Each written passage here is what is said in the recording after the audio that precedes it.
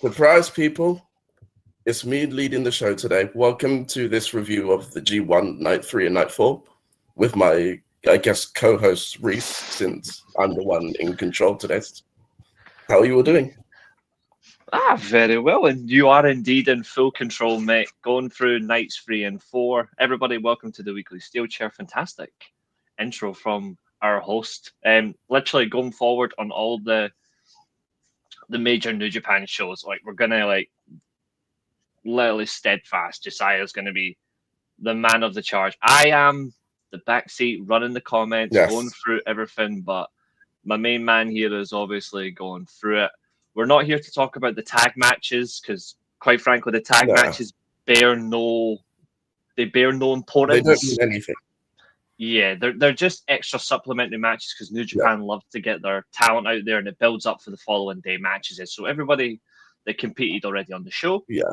The tag matches are pretty much the Young Lions get pinned by one of the competitors for the next April. Basically, which is just absolutely entertaining. So straight away, Zodiac saying, our managing moderator, as we'll call him, just saying, welcome into Josiah, obviously, in that sense. What's up? Go, Josiah. I love it. Glenn, top notch. And Maria's in with multiple clap emojis and 2 smiles. Thank you, everyone. Welcoming in. So, it's over to you, boss. I guess we're going to get straight into it. So, the matches we had were Callum Newman versus Ryohei Oiwa. Then we had Hiroshi Tanahashi and Boltin Oleg. And then after that, we had a pretty hilarious match, which we're going to spend a lot of time talking about, which was Evil and Sonata. And then we had Finley versus Taichi, which was another incredible match, but for completely different reasons, obviously. Mm-hmm. And then the main event of the first night that we are going to review is Yuya Uemura and Yota Tsuji in what seems to be a never-ending love story between them in the wrestling rings. It is literally the best way to describe them. It is a never-ending love story.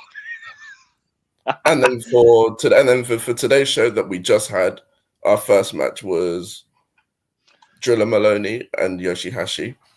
Mm-hmm. Then we got into Ren Narita and El Fantasma.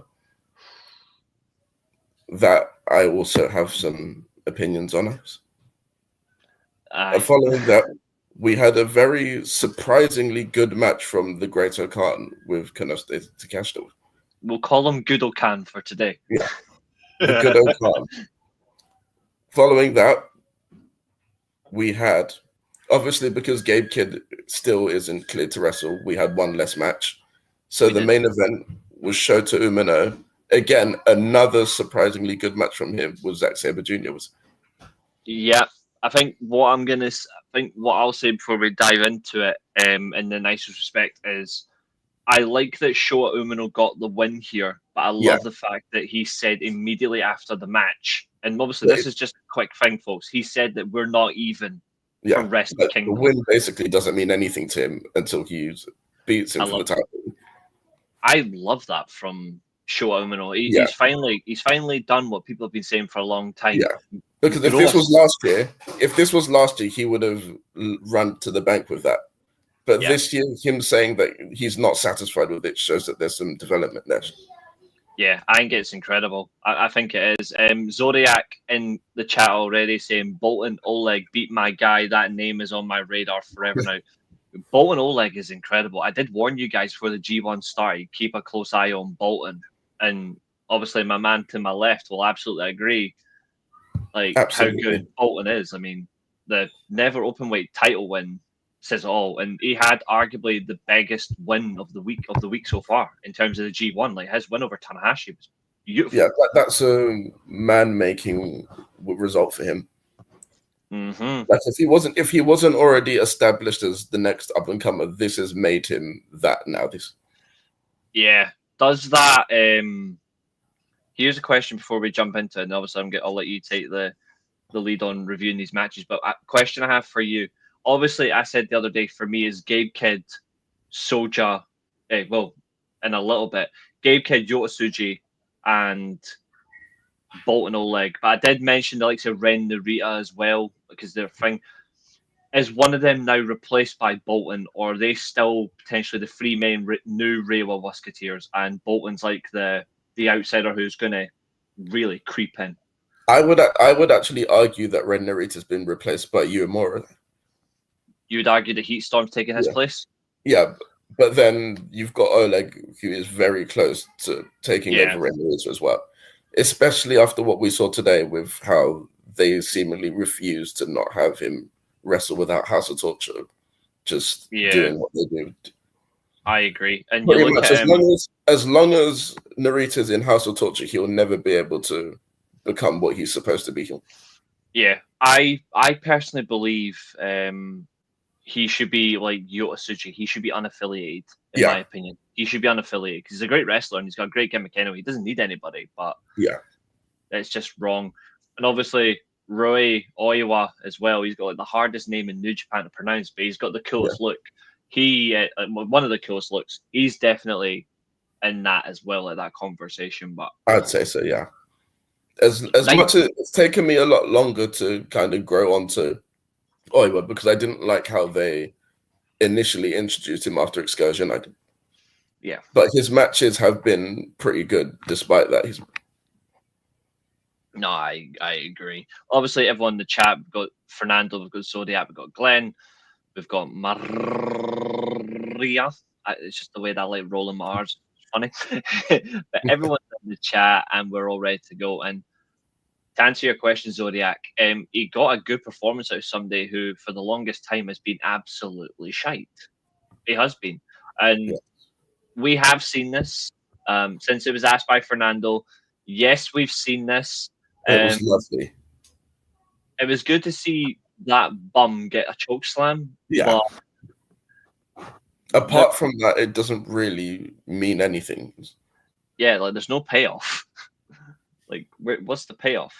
I guess the real story is what he did for Javon Evans in that show. Yeah, that's another thing. Enjoy how you pronounce my name. But to be fair, I just like doing for like the rolling R, so like Fernando, Maria, and then there's just me, Reece. The one thing you'll get is you'll get entertainment at me, and obviously we like to have fun. We love to talk about pro wrestling, but this is where our, if you think about passion for wrestling and what we like the most, you're gonna see like a lot of passion, mostly from like our feel for New Japan, because there's some elements of New Japan we love, and there's some things we genuinely. Hold on a second, I'll be back in a minute. Yep, no worries. The host has left the building. He'll be back in a second, but when it comes to like how me and Josiah actually met, obviously we support separate football teams, but like it was through New Japan, funnily enough. It wasn't TNA, it wasn't AEW or WWE or anything like that. No, it was New Japan. And it was we are back. I remember actually, I don't know if you remember, I remember the first time we interacted over wrestling. It was over a New Japan post, and it was our pal Lily, and you responded saying David Finlay has got nothing for Wrestle Kingdom, and you were just trolling her. Yeah. But to be fair, equally we all love David Finlay, but she has it on a other level like, of David. Well, we appreciate the talent. She appreciates when the jacket everything. Yeah, when the jacket's off, she's on. If that makes sense. Definitely. What's up, Bleach fan? Good to see you. But yeah, boss man, we have 9 matches, and then we're gonna do spin the wheel as well, and you're gonna be in charge of that too. So ready when I guess it's a good thing that I had my rebooking first yesterday, because now I don't have to worry about my own. I don't. Exactly. You can sit back and just add in. Yeah. Yeah. But yes, over to you.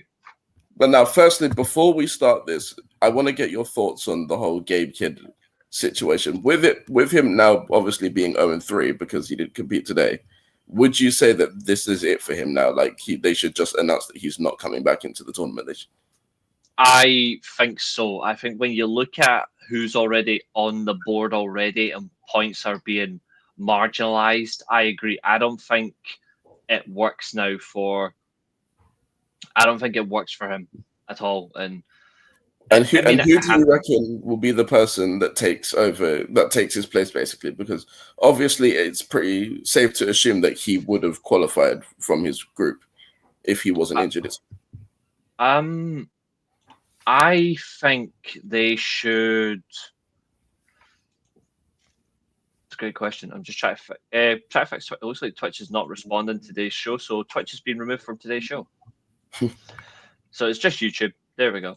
I think if they're wise, I think this might sound cruel in a way, but I think they should just give all the. It's not fair that Gabe Kidd should just forfeit every single match. But everybody that would have had a match with Gabe Kidd should just get the points, and then you just remove one bracket. Because I don't think they're going to. I don't think they'll add anyone else in. And also, like, I think that's what they do. Add? Because that's what they did. That's what they do. That's what they do. They just like say that Gabe Kidd loses all of his matches, and then whoever his opponent is gets the point. But what I'm saying is, who do you reckon will be the person that qualifies in the space that he would have filled? Oof, okay. So in that perspective, now he is block B. He's block B. We already had in our mindset because there's B block there. I know you ruled out Zack Sabre Jr. and after today, I agree. Yeah. Purely for that. I think right now that's pretty much set up for Yoshihashi. I think he's been incredible. I'll be surprised if he doesn't qualify now. Yeah. Yoshihashi, Takeshita, and Shota. I think Ren Narita just misses out. I think Shota's going through. That's interesting because I was thinking that they could do an angle where they just give what was meant to happen to Gabe to Driller Maloney instead because they're in the same faction and it kind of makes sense. That would be good. I actually wouldn't mind that. And it would also kind of tie into what could happen if David Finlay doesn't qualify out of his block. Yeah, I think it's a good way to do it.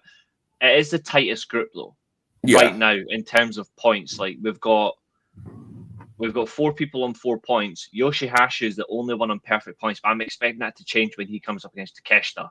I think Takeshita will either beat him or they'll draw.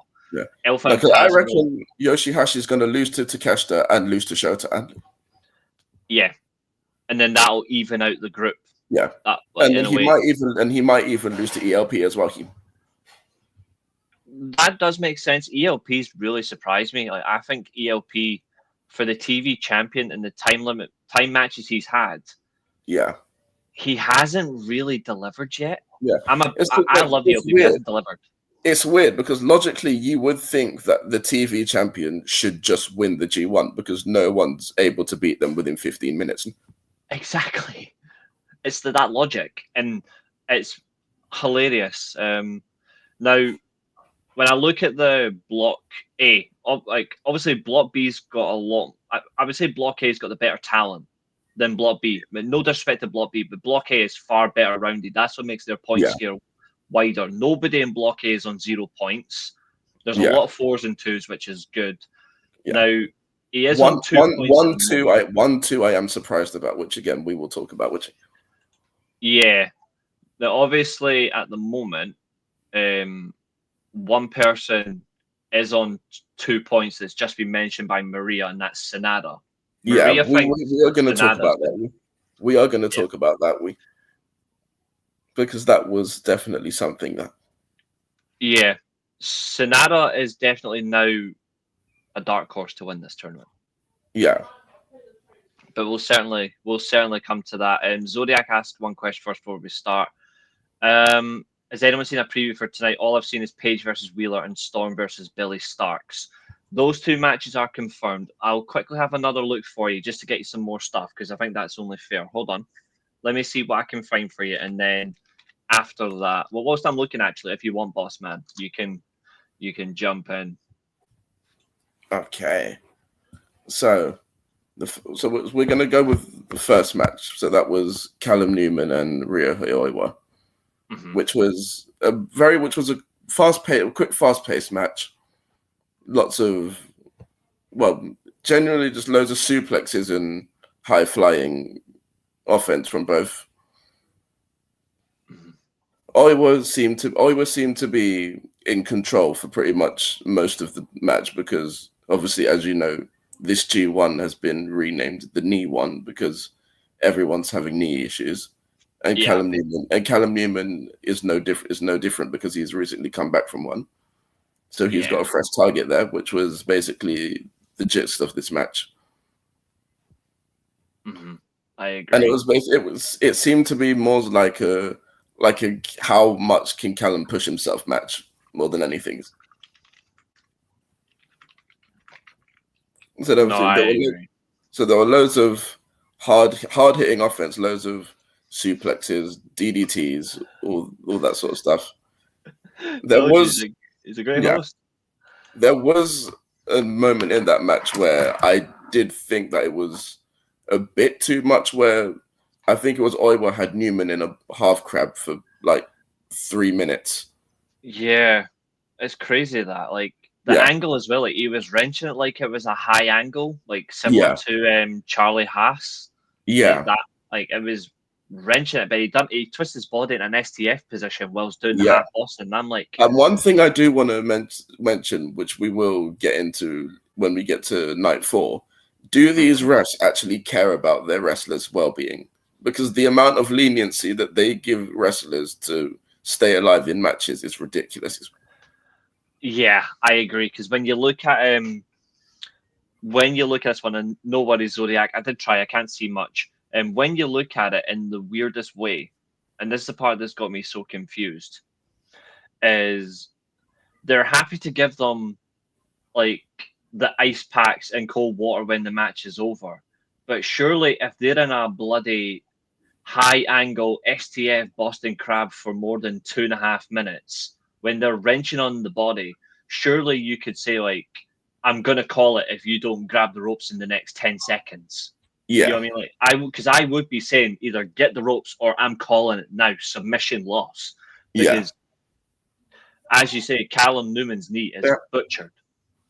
Yeah. Callum Newman's knee is so bad that we don't actually know if he's now going to be out injured. Yeah. It's highly unlikely, but he likes to do that diving double foot stomp from the top rope. Yeah, that's not going to do your knees any favors. No, it won't, and that's what's got me concerned. Yeah. And night 4 was just as bad for certain moves as well. Like, even the sense of like night 3 with Tanahashi as well. Like, Tanahashi was taking the pure piss in his matches with the sling blade, and that was something I'm like, dude. It's almost like Tanahashi is doing that move to try and prove that he can still do it, and that's the only reason. Yeah, and I'm honestly getting sick of it. And obviously that is the next match we're going to talk about. But I am genuinely sick. I am sick of seeing Tanahashi go for the sling blade because 1, he can't get his knees up off the ground anymore to actually do the spin. Yeah. And 2, I think he should be using a different move. I know it's overused in Japan a lot and is becoming a bear, but Tanahashi could do maybe a spinning lariat. Yeah. Like, instead of a sling blade, go for a sling lariat. Yeah. It's good momentum and he doesn't have to jump off the ground. Yeah. But I don't know.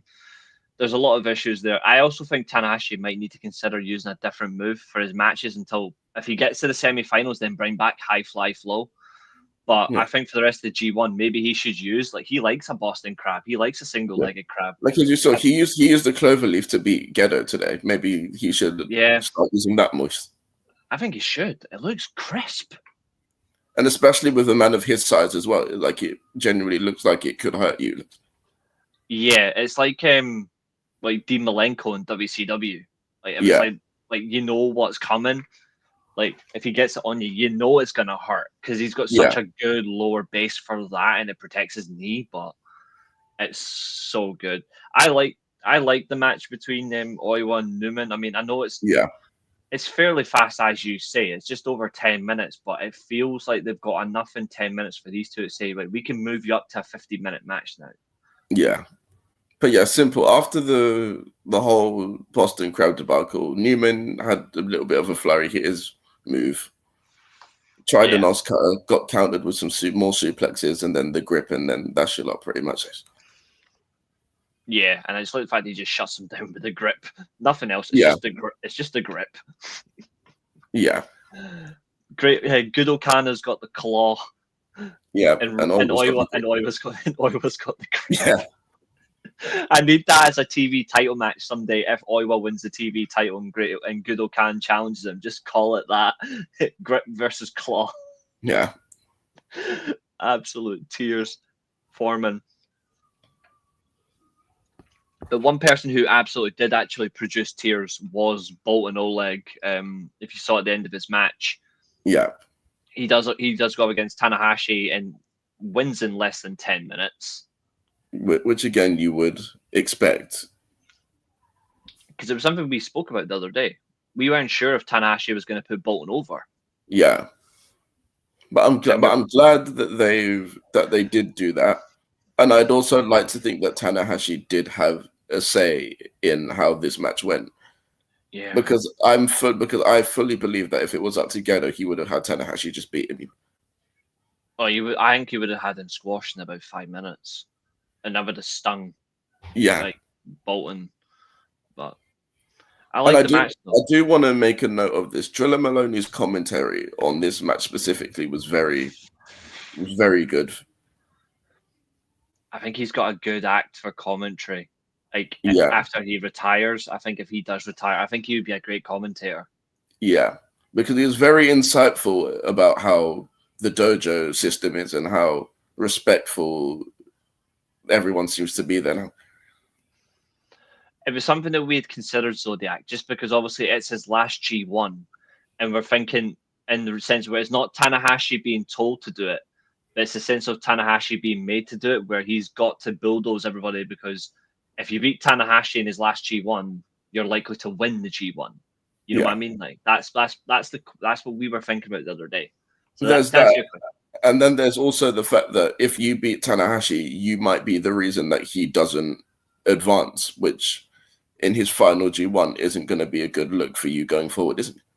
Yeah, like it's wild. Top man.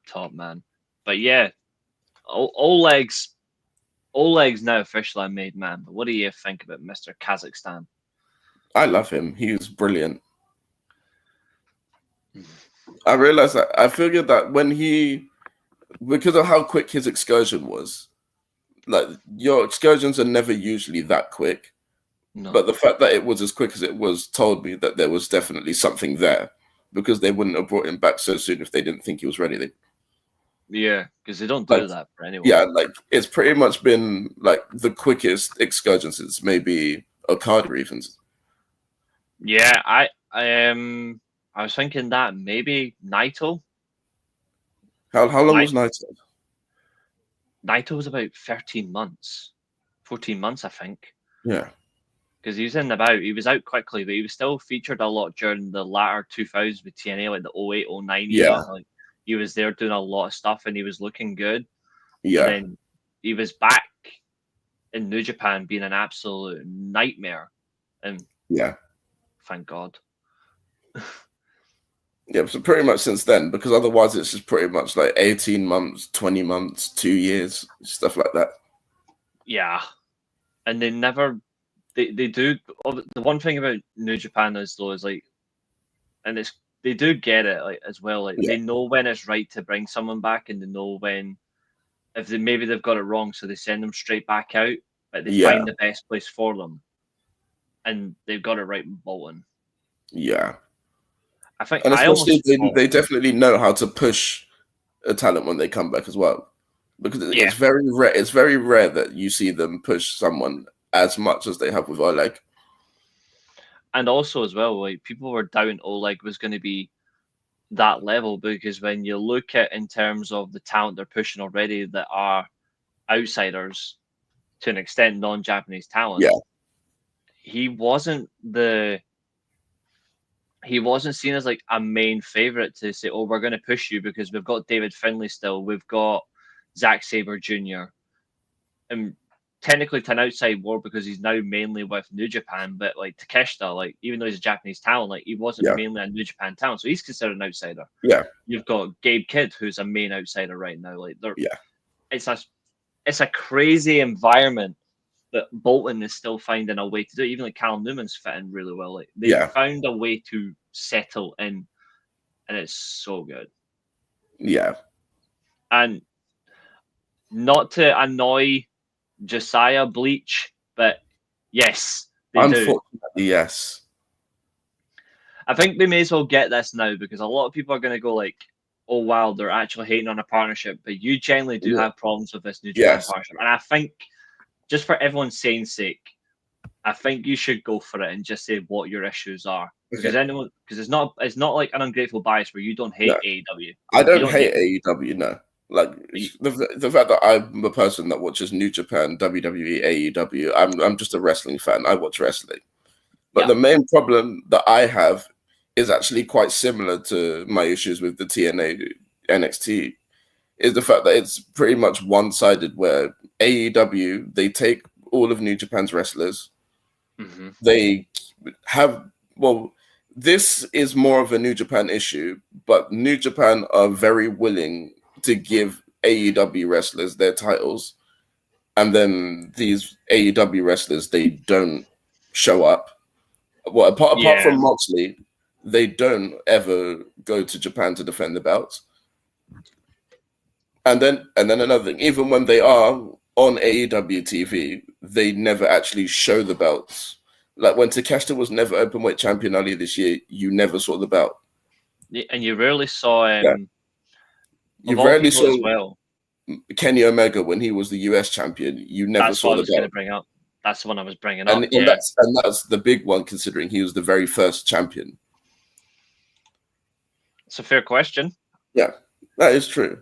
And then even another thing, when Gabe Kidd, who is obviously in New Japan, when he goes to AEW, there's no sign of that global title at all. And that's supposedly your second biggest belt. Yeah, I would love to see it. I know surely you'd want to have your one of your main belts exposed to this global brand in America. Yeah, I mean, it is good for them to go all global. I agree with what Bleach Fan is saying for making AEW global around the world. I do agree with that, but there's a limit. Like I look at how, obviously, Ring of Honor in 2014, well, early 2010s, they were struggling a little bit, but they still had good wrestlers. They were just struggling to find a new identity because obviously Jim Cornette had left. Gabe Sapolsky was in the round, but he wasn't really doing much anymore, and he was ready to just pack it in. Pretty much, he was ready to go. Heyman was not going to Ring of Honor, so they had to make do with what they had. And well, we all know Sinclair's a rat further years down the line, but Ring of Honor struck gold when they got the partnership with New Japan, because look how strong Ring of Honor and New Japan talents were booked on both their shows. Definitely. It was brilliantly booked. I'm pretty sure you even had a Ring of Honor title match at Wrestle Kingdom, which you would never see an AEW title match at Wrestle Kingdom now. And even more so about that, the New Japan wrestlers never went over. Yeah. The Ring of Honor wrestlers won at Wrestle Kingdom, which is special. And then you look at the G1 special that was done in America. You had a lot of Ring of Honor talent competing in that tournament as well. Yeah, and doing very well. Yeah, and then you had two incredible main events like the Jay White event. Well, obviously, Red Shoes is there as the main official against Okada, but at ringside, the main ringside official, if Red Shoes is like taken out, was the lead Ring of Honor referee. Yeah. And it's like that's what I would ideally look for in a partnership, because it's all well and good this being good to get AEW global, but it doesn't really do anything for New Japan. Exactly, and this is exactly Zodiac has pretty much exactly understood what you mean. Yeah, it's that thrill of like you're with us, you're getting this attention, but no, we don't want the attention. We just want to see our guys do well. Yeah, So we absolutely. want it to be a partnership, not an explosion. Exactly, and that is what we get. And obviously, there's a lot of interest going into Forbidden Door, which is obviously a couple of weeks away. Obviously, some people are thinking that maybe New Japan gets more results this year against AEW Forbidden Door. Although with all the injuries going around now, it's pretty difficult to say what that's gonna look like now. Especially with CMLL added to the mix. But yeah, but back to this. But back to Bolton versus Tanahashi. Yeah, that was just a masterpiece. It started off with Tanahashi doing his usual early flurry, and then he just gets suplexed out of the corner, which I found hilarious. So the way he done it as well, so powerful. Oh, hold on, I think he's froze just a little bit. So Okada is one champion, but the other two titles represent the unified and continental, the continental and international titles. The unified title is the symbol of all three as one. Okada has been. Now, obviously, they've changed that around. Just when I think his connections just gone off him a little bit, I think his connections turned into the TNA partnership with WWE. Just waiting. I'll drop him for a little bit, just so whilst we're waiting, I'll just drop him out for. Yeah, there we go. He's resetting.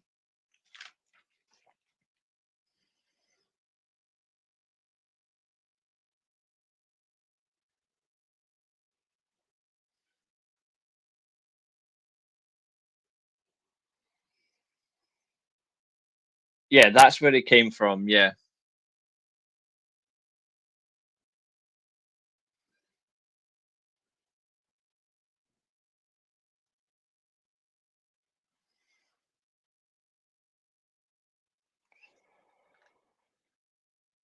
Good thing is he's got the links separately, so he's able to jump. There we go. Bossman is back.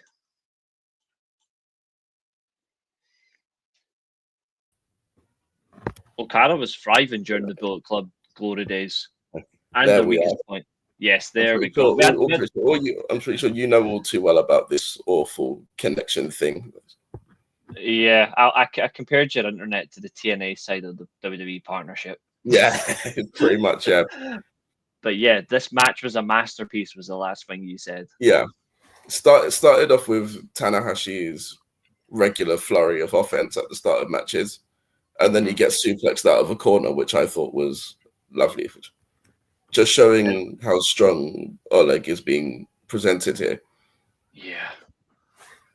Then it started to be more of like a Oleg domination phase before Tanahashi came up with another flurry, and he hit his senton. He did his sling blade, which we've talked about. He needs to maybe stop doing that now. Yeah, because it looks horrible. If you guys haven't had a chance to watch the Tanahashi match, if you haven't had a chance, seriously, go watch it towards the end. It doesn't look good. Like it looks like a man fully broken down. Yeah. Then he goes for his high fly flow, which he always does. And like always, he either misses or he gets caught into something else. And in this case, he gets caught and gets hit with the kamikaze for the quick win for Oleg. Absolutely incredible. I like the way he does that as well. That rolling senton fireman's carry. It is so good. And it's nice to see a simple move being used as a finisher these days. It's different. Yeah. Reminds me a lot of Finlay. Yeah. Ken Anderson as well. Because obviously he used to do that from the top rope as well before he stopped. Yeah. Pointless decision. I think if I had to be a wrestler, I'd choose the Indies. Yeah, it's a good choice, I'd say. For the love of the game. There's a lot of exposure now for the Indies. I think for the love of the game, you choose the Indies for sure. Yeah. I think if you want to be a mainstay in a big organization, obviously you go for the organization. But if you just want to keep having fun without anyone holding you down from a creative side that you don't agree with, then go with the indie. You can have fun. If you're wrestling for a living, then you look for like a promotion. But if you're wrestling just for wrestling's sake, then just go make some change and have some fun on the indies. Exactly. Speaking of indies, I don't know if you've seen this. I thought I would announce this for everybody. Have you seen what's been announced for House of Glory next month? Yes, I'm pretty sure it's Mercedes Moné with a title defense against somebody that I've never heard of before. No, not the women's side. Oh, I mean, yeah. I Bully mean, Ray, yeah. Yeah, obviously, I'm looking forward to watching next week Indy Hartwell versus Gigi Dolan, Priscilla Kelly for the women's title. I'm looking forward to that. But yes, the Bully Ray will be stepping into House of Glory in August to challenge Zilla Fatu for Zilla Fatu's title. Yeah, that's not something I expected to see. Does that not sound like corruption to you? Yeah, sort of. Yeah. Finding a way to overstep the mark and fire in. Yeah. Okay. What's this? Although I do like what this match could potentially be, given the beef that Bully Ray has with Zilla. Yeah. Oh.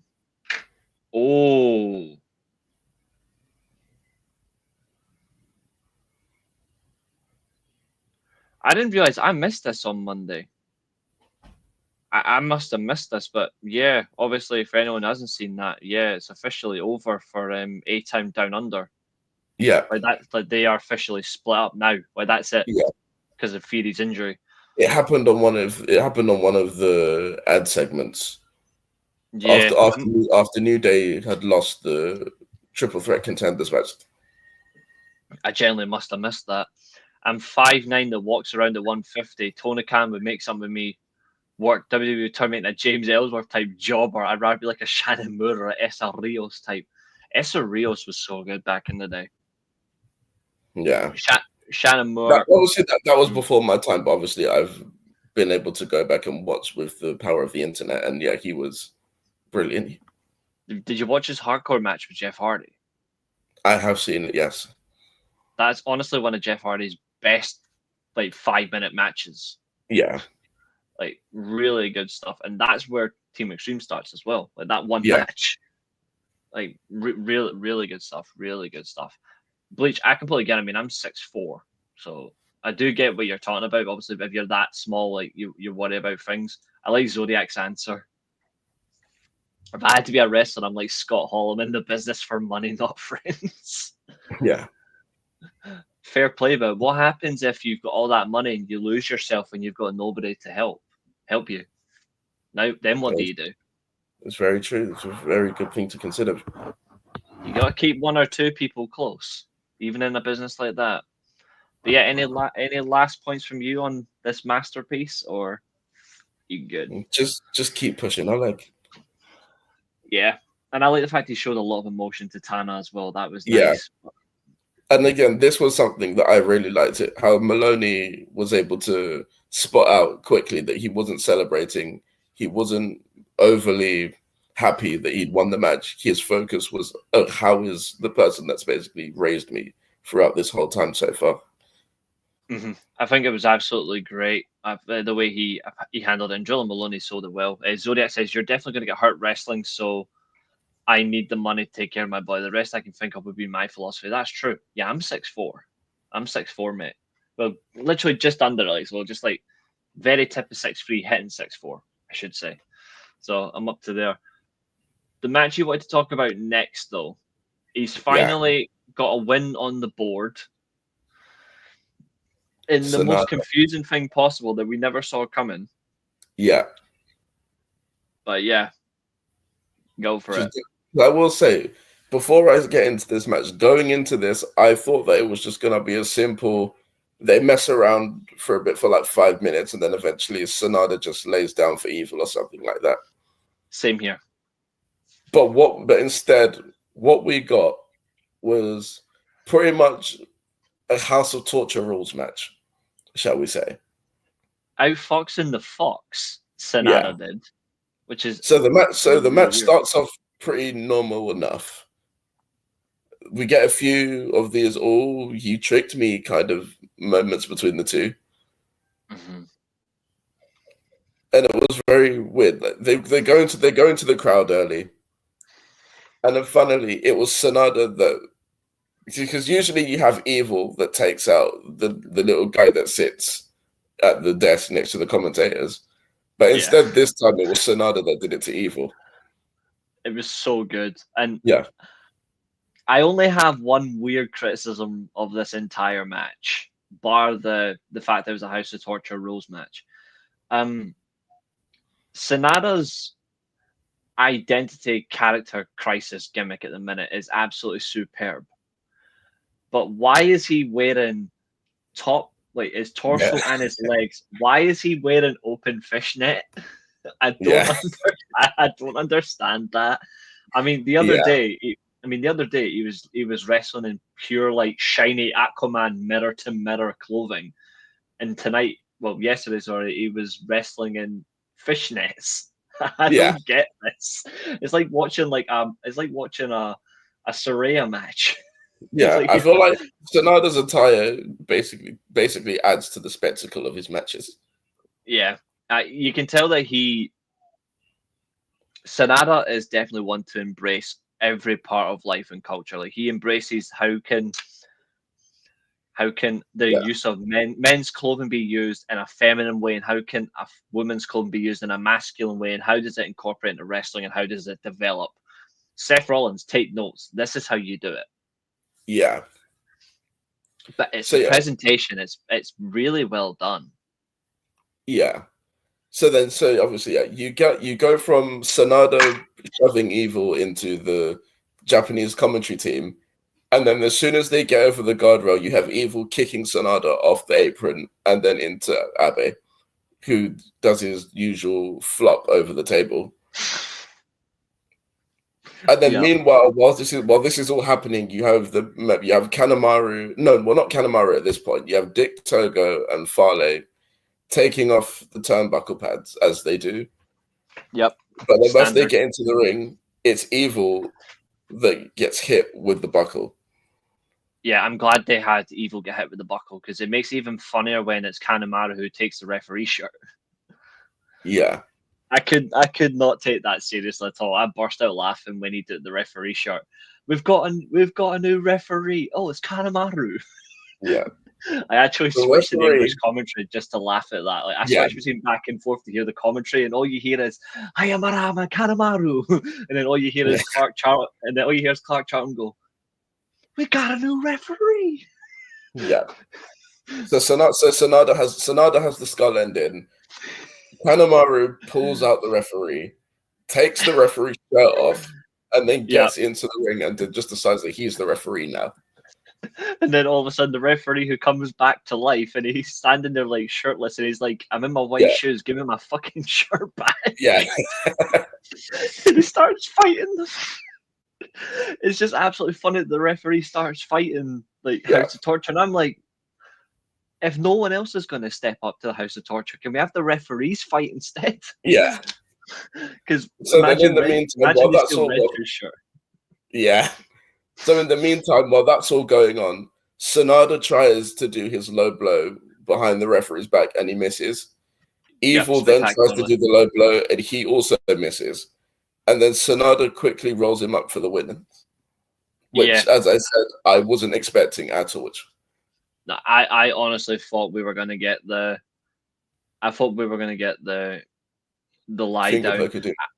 Yeah, I really like his submission though, like that Yeah. that dragon sleeper like scissors that he does. Like it's such a good hold. You don't see a lot of that in North America as well. It's mostly just in Japan. But I'm like, imagine if someone done that in North America, the pop you would get if you did that to someone. Yeah. Like Samoa Joe doing that. Like if Samoa Joe done that, you would be like, yeah, that makes sense. Pretty sure the last person I saw do that was Bryan Danielson, and it was years ago. And it was yeah, probably in like Ring of Honor or something like long way back. I don't remember seeing him doing. I don't think he did it in WWE. He did a lot of knee bars and guillotines, and obviously the like his crossface and Yeah. but he never really did this. So yeah, it would be cool. Definitely not my favorite match out of night 3, but it was one that I really enjoyed though. Next, I would say it wasn't the best match, but it was the match that I probably enjoyed the most, just because of how stupid it was. Yeah, I think the main event on this show was absolutely warranted. Like we got the right main event on this card, but the match that preceded it was definitely worthy of being like. If we didn't have Tsuji versus Mura in the main event, I would have had Taichi Finlay in the main event for sure. This was a very, very hard-hitting match.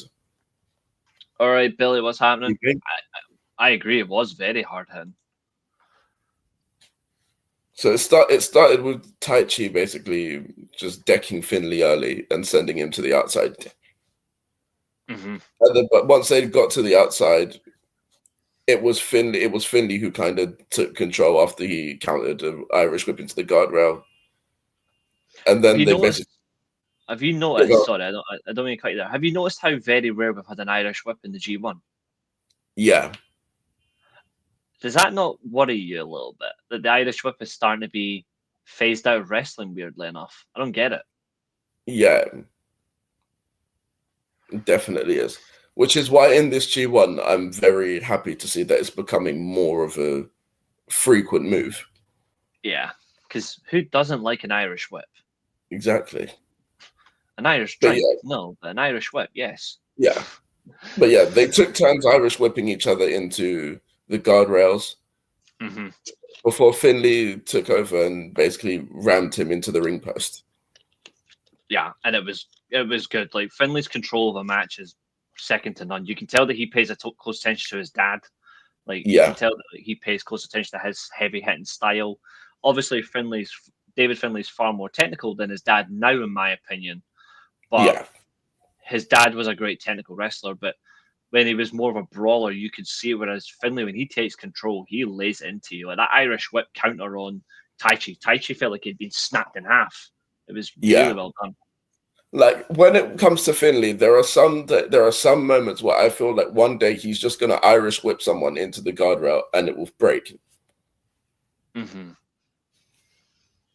I agree. But yeah, we had loads of suplexes, power bombs from Finlay during this time. But then he misses a corner charge, which he seems to do a lot. Which you start to wonder when are you going to learn to stop charging at people in the corner? Yeah, it's like then you get loads of knees and kicks from Taichi before you get the rip off. A suplex, another suplex. He rips off his trousers as he always does, and then hits a devastating axe bomb, which flips Finlay inside out. And he sells it so well, and obviously that's another thing that I've seen improve with Finlay. His selling has gotten a lot more believable. Yeah, he was not doing that well enough. I agree, and of course, Taichi wins with the Black Mephisto. Yeah, no issue there. Yeah. Lovely. Yeah, it was main event though. Fucking hell. You know, I don't think I can do this main event justice. Nah, me neither. It was simply outstanding. Like it's 16 minutes of Yuya Uemura and Yota Tsuji not being able to control the entire match. Yeah. Neither of them can actually dominate the proceedings. Neither of them can dictate a pace. And and a very important thing to mention that the commentators mentioned very early on. This is a rematch in the same place that Uemura suffered an injury last year that eliminated him from the G1 against Tsuji. Yeah, same here. Like it's actually incredible how he got that moment and he turned around in the best way. Yeah. And then, and importantly, to skip, we're obviously going to touch through the whole match, But then the important, like the imagery at the end of the match, as he goes up for the splash, he stops and kind of holds his arm in a like kind of a callback to what happened the year before, where he injured his bicep doing the move. Mm-hmm. And you can certainly see that this is a guy who really has put so much effort into his craft, and he's not leveling up. And I'm going to say this now: it was the right call to have. It was 100% the right call for Gabe Kidd to win the global title from Yota Tsuji, so Yota Tsuji can focus on the world title. But ever since Yota Tsuji declared himself unaffiliated, he has went up a level. Yeah. Because it's almost like he's realized that now he doesn't have Naito to kind of lean off of. It's like he's like, right, I need to step up and take this next step forward and show what I'm about. Yeah. Obviously, we sadly have to. We absolutely have to today give one slight criticism to Tetsuya Naito.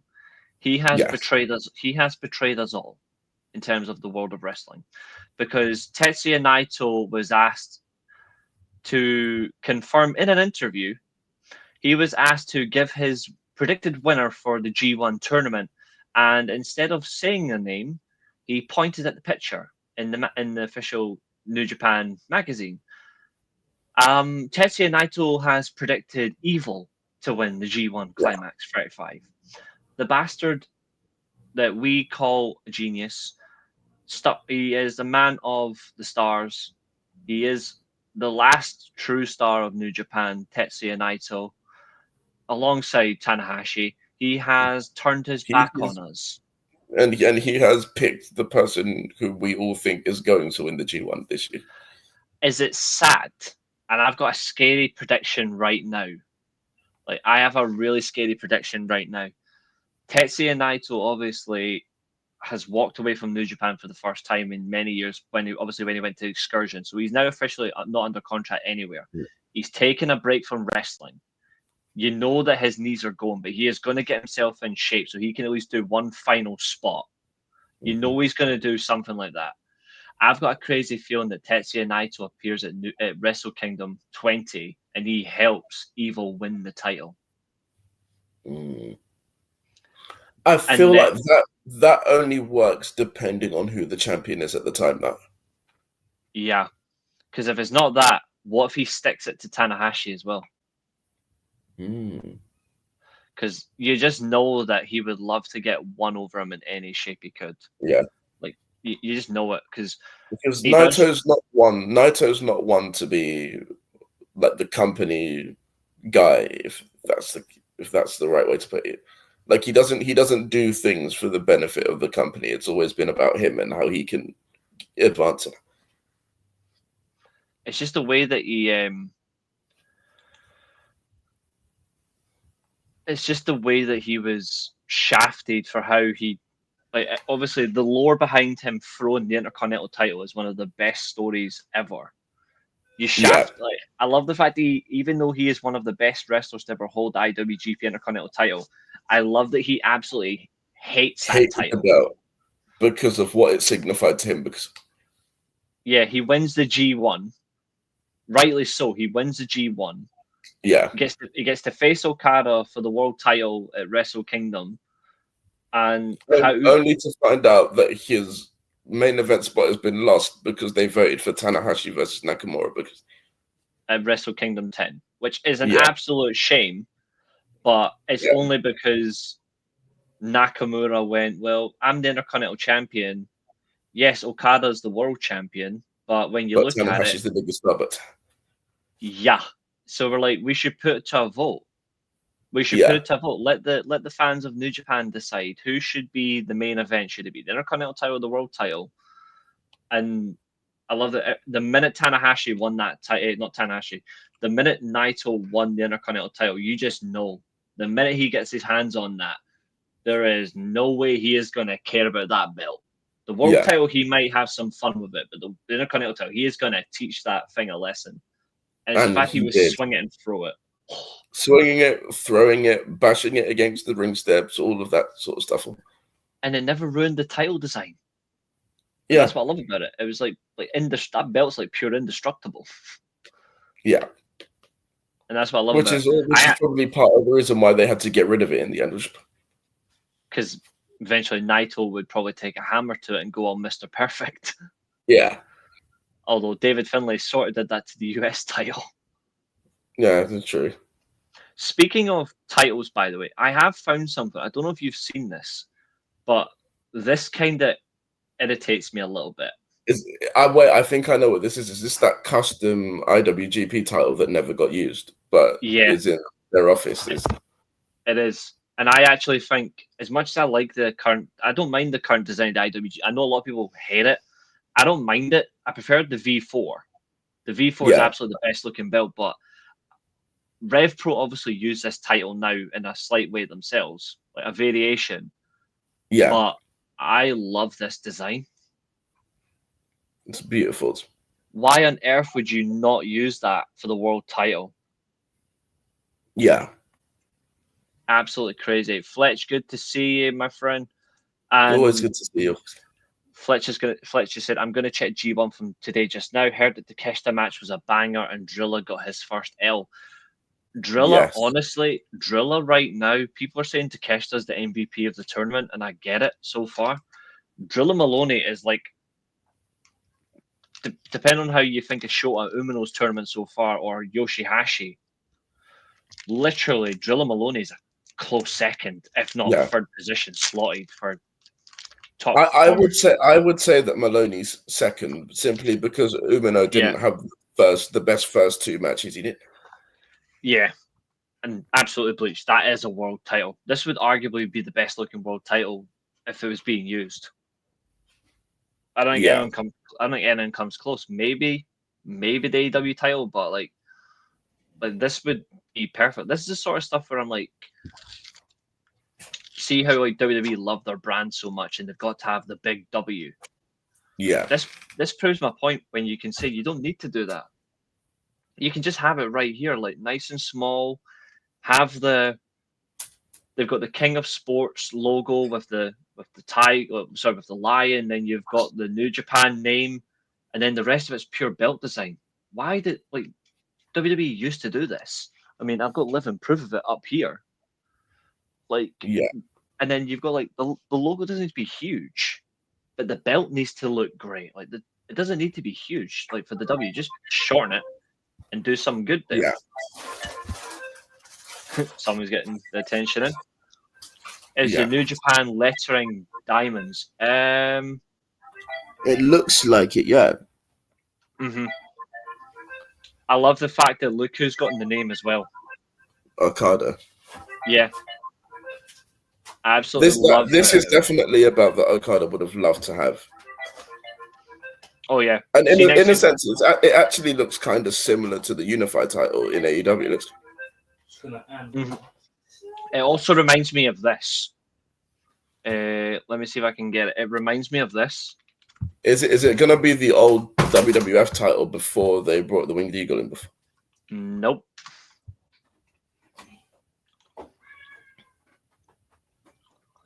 I'm thinking more of this. Yeah, that was my next guess. Yeah, it's so good. It's so good. Yeah, I really like it. It's such a beautiful title. This, I think we might just keep up on the screen for a little while, just because it's actually really beautiful. Yeah. Let's see if I can just make it easier. There we go. You can see our faces still. I missed the WCW TV title. That was actually a beautiful title. No, not even a debate there. I agree. Yeah.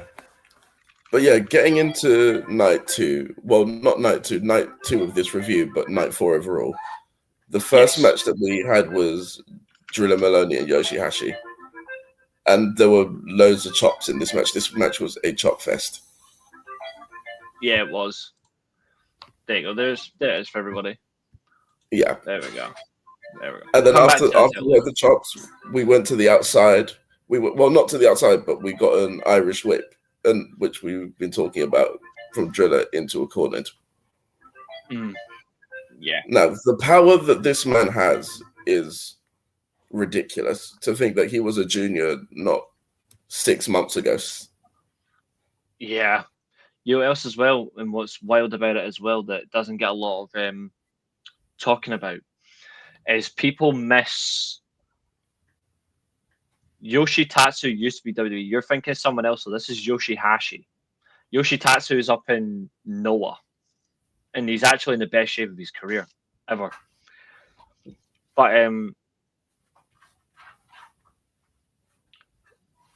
Drilla Maloney reminds me of the. I'm trying to remember. No, that's it. Alex. He's the guy that was forced to retire from the War Dogs Alex United Coughlin. Empire. Yeah, he reminds me of Coughlin, like in terms of pure power. Yeah. Like Coughlin and Maloney, they are like very comparable in their styles. Pound for pound. Stronger than practically anybody in WWE, stronger than anybody in AEW. Yeah, I would say so. But then after that, we got a few like drop kicks, headhunters, and Yoshihashi hit a very nice DDT on Maloney, which I thought while watching live, I thought that was going to get the win. So I was very surprised to see him kick out. Mm-hmm. But remember how you were talking about Carl Anderson's spine buster the other day? Yeah. Drilla Maloney has a brilliant spine buster as well, which we saw in this match. Absolutely. And then he followed that with an elbow. Then he went for a gore, which got countered into a German suplex. A very good German suplex as well. Yeah. And then probably one of the most innovative counters to the Driller Killer that I've ever seen anyone do. Really surprised that they did that as well. Yeah. And then he followed that with a Canadian Destroyer, and then he hit his move and surprised us all by winning the match. I love the fact that he's got one of the best wrestling finisher names that you can get your hands on. It's simply, and it's kind of funny for WWE fans, but the name of Yoshihashi's finisher is called Karma. Karma, yeah. She's not pregnant, but she certainly does deliver a good face buster. And he delivers a bloody vicious Canadian Destroyer. Yeah. Love it. So then after that match, we get Ren Narita and El Phantasmo. And at this point, I'm done talking about House of Torture matches, so I'm going to let you take the lead on this one. I'll be truly honest with you. See, in this match alone, I expected what was going to happen. I expected Ren Narita to come out first and find a way to sneak through the crowd so he can get his hands on El Phantasmo. My problem is why El Phantasmo, like who did this a lot with Bullet Club, how is he so oblivious to what Ren Narita's going to do? Like it's so. And I feel like that's the thing that annoys me the most about the House of Torture shenanigans at the start of matches. Mm-hmm. Because whenever this happens, 9 times out of 10, the person that they're doing it to at one point has done this themselves, so they should know better. Yeah, it's becoming so annoying that I am putting House of Torture match styles up there in terms of pure wrestling boredom with Roman Reigns matches, because you know what's coming. Like, you know what I mean? Like, you get the 5-minute stare downs, you get the walk around. One man thinks he's an absolute alpha male when he's a bloody biatch, and then he just reduced himself to nothing, and then he brings no enjoyment. Then you get like the flight around of the Samoan drop that he can't do properly. You got flying clothesline that he steals from his family, and then you get that inevitable ref bump. It's not enjoyable because you know what comes next. And in the House of Torture match, it's simply, we're going to disappear, we're going to attack you, and then we're just going to have so much ringside interference, and then we'll eventually beat you by a weapon or making you submit. Yeah. and it's ridiculous. No, Evil's a completely different case. Evil, he shows that he can try when he's bothered. Yeah, but it's just a rarity that he ever has any interest in doing anything apart from just the norm. Exactly, and there's no genuine point anymore in terms of this. Yeah. I don't see the point in it either. I don't see the point in Colt Cabana being involved. Yeah, like it's stupid. But I agree with Josiah. I like Evil. I like his use of the Dark Scorpion. Like his submission attempt is really cool. He's got a variety of style in wrestling. The problem is he is a far more talented New Japan version of Roman Reigns, where he has so much involvement in his matches, and I'm like, you don't need that, and it's not fun. Yeah, because it happens all the time. But yeah, what happened. We got all of the typical House of Torture stuff. We had the ref bump. We had Kanemaru getting himself involved. We had the distraction. We had El Fantasma kicking Jado by accident. Then we got the low blow. Then we got the low blow, the double cross, Hell's Guillotine, and then that's the end of the match. I love that move. That's the only redeeming quality about Ren Narita winning matches. He wins it with his own move, and now this is where the enjoyment picks up, folks, because back to back, night 4 has a fantastic semi-main event and then has an incredible main event. Yeah, we're blessed. Yeah. So the first match we're going to look at here is Great-O-Khan and Konosuke Takeshita. Mm-hmm. And from minute 1, this match was just off the charts. Yeah. The crowd initially were behind O-Khan. And they, again, as most of the wrestlers have, they went straight to the outside and started using the guardrails. Yeah, and Great-O-Khan specifically targeting Takeshita's neck. Yeah, which is, if there's one thing I do like about Great-O-Khan, I will say this, so even though his matches aren't particularly great at times, the one thing I do like about him is how he goes after a particular body part, and he will rack that thing like his life depends on it. Yeah. So it was pretty much the first 10 minutes of this match, O-Khan was just dominating Takeshita. Like, Takeshita couldn't get much offense in at all. Mm-hmm. And then O-Khan went for a suplex, and then that's where Takeshita kind of came back into it with a massive clothesline. Yeah. And then he did this dive to the outside, and So to answer your question, Guy, there's nothing for Noah on. Noah's just done an event. They won't be doing it for a while. So it is at the moment just the G1 stuff. But when the next Noah event does come on, we will obviously review that. We love Noah. Yeah. Obviously I'm not happy with what they did with Keno to get the title back on Kenta, but I still love Noah. I'll fully admit, I said this the other day, I don't watch Noah as much as I watch New Japan, but where I can, I do try to keep up with all of the big events that Noah do. Yeah. I am somewhat still in the loop with that promotion. All hail Team 2000X. All hail. Yes, definitely. And we side with Osawa. We side with Osawa. He got screwed. The only heel in wrestling that actually got screwed needs vindication. Yeah.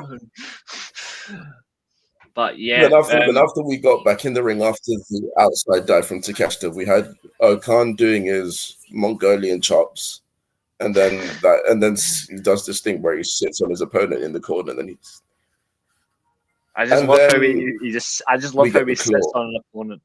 I just love the way he just sits on an opponent. He's like, he goes into full sumo mode, like your face is planted into the turnbuckle, and he's like, I'm just going to sit and have a break. That takes a lot of strength. And then after that, we get the claw part of this match. How did you feel about where it seems for like it was excessive. Yeah. Like it felt like for like a good 3 minutes we had Okan just having Takeshita's face in his hand for no reasons. Yeah. And like in loads of different positions. He had it standing up, he had it in this Cobra twist, and then there was this point where he has him like as a pinfall, and he's just got his hand on his face. Mm-hmm. And then he picks him up for the Eliminator, which Takeshita rolls out of. Yeah. And then after that, they just like I don't know the best way to describe it is they just punch the shit out of each other. Takeshita hits him with an elbow to the face. Okan hits him with a punch to the midsection. Then he hits his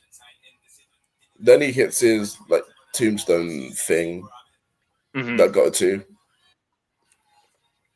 Then after that, we got a raging fire, and that was the match. Yeah, a match that was near enough 20 minutes.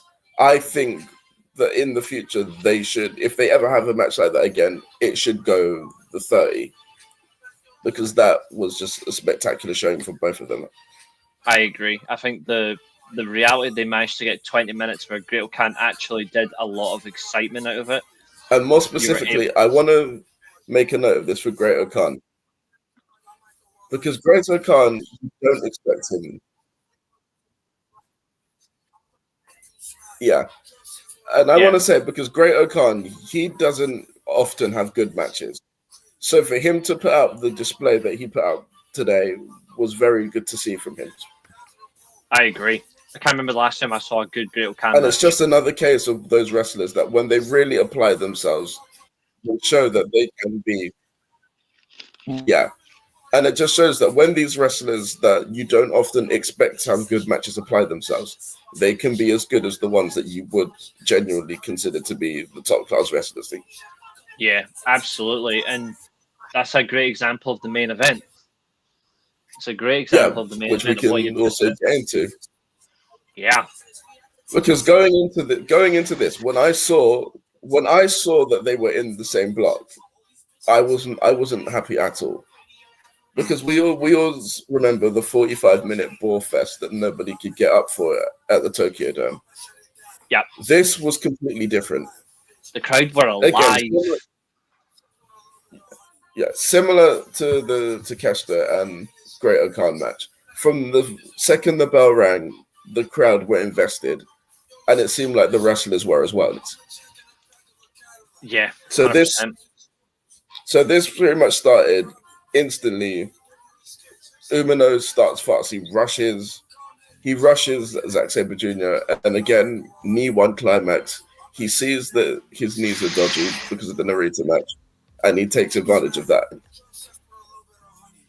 This was then immediately countered with Sabre giving him an uppercut and then targeting Umino's own limb, which was his shoulder, I believe. Yeah. And he does this weird snap where I don't know how that doesn't hurt for real. Like whenever I see that match, whenever I see that move being done, I always wonder, how do they not actually break their opponent's limb out? I've always wondered that myself, really. And to answer the question, what did you think of the Great Muta winning the GHC World Title? I don't mind when he done it. It's just what they did to Keno and Kenta that I don't like. Actually, to be fair, all three, what they did to Osawa, it's a totally different situation. Great Muta win that title on the way out is fine. Great Muta literally is the mastermind behind Noah. Like a key mastermind behind that company. I've got no problem with him winning that title. Yeah. I just have a problem with It almost seemed like a Vince kind of booking decision. Yeah. I just have a problem where for the longest time Kaito Kiyomiya was the guy for for Pro Wrestling Noah. Like, if you wanted like your main top Osawa title, literally is Noah at this point. yeah, he took that mantle from Kaito, and Kaito carried Noah for a long time. He's a great champion. Every time he wins that belt, he carries that belt properly. And it was Osawa's time. And I'm like, okay, let Osawa run the title. He's had a good run already. He held it for several months, which is good. And you're thinking, okay, we'll see where he goes. And then I knew at some point Kenta was going to win the title back. And then eventually he would have a Keno match and a Marufuji match. I don't mind that. But I would have just rather Kenta beat Osawa than what they did with Keno and all of that. Yeah, because that diminishes Keno. He wins his fourth title. He wins his fourth world title, and then it ends within 24 hours. And I'm like, and then loses it the next day. Yeah. I never liked like at that point. Why don't you just wait? Yeah, it reminds me of it gives like Rey Mysterio vibes. Rey Mysterio and Mick Foley, SummerSlam '99 vibes. He just loses the next night on Raw, and I'm like, no. Yeah, you're gonna put. It feels like if they were gonna do that, surely it would make more sense to have Kenta beat Osawa and then Keno beat Kenta rather than them doing what they did. Yeah. And that would have been great because then Kenta doesn't need a long because run making Keno the middleman here doesn't reflect well at all. No, especially because he's both men are legacy, and you've effectively hurt Keno and Kenta at the same time, and Kenta's your champion. You've practically hurt him because it doesn't add up, and it does suck in that way. And obviously, Keno doesn't get his rematch. It goes straight to Marufuji, and I'm like, hold on, what's the point in Keno winning then if he doesn't get a rematch? So there's your answer. But to go back to the Shota Umino match. After that twist thing, we had a Zack driver, which I've started to notice with Zack Sabre Jr. matches, that Zack driver comes earlier and earlier every match. Mm-hmm. To the point where you think that the match, like surely the match isn't going to end this quickly. And then and then it's always after this move where the match really picks up. Yeah, so both men get up to their feet afterwards and they trade uppercuts. Yeah. Mm-hmm. And it seemed like the crowd were really stunned when it was Shota that had the harder hits than Zack, which you wouldn't really expect. Exactly.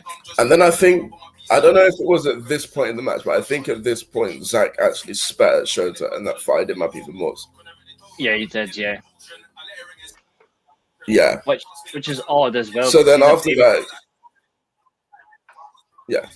it's like he's supposed to be, but throughout this, like the lead up to this G1 and in the actual G1 himself, it's been like more and more looking like Zack has been a heel.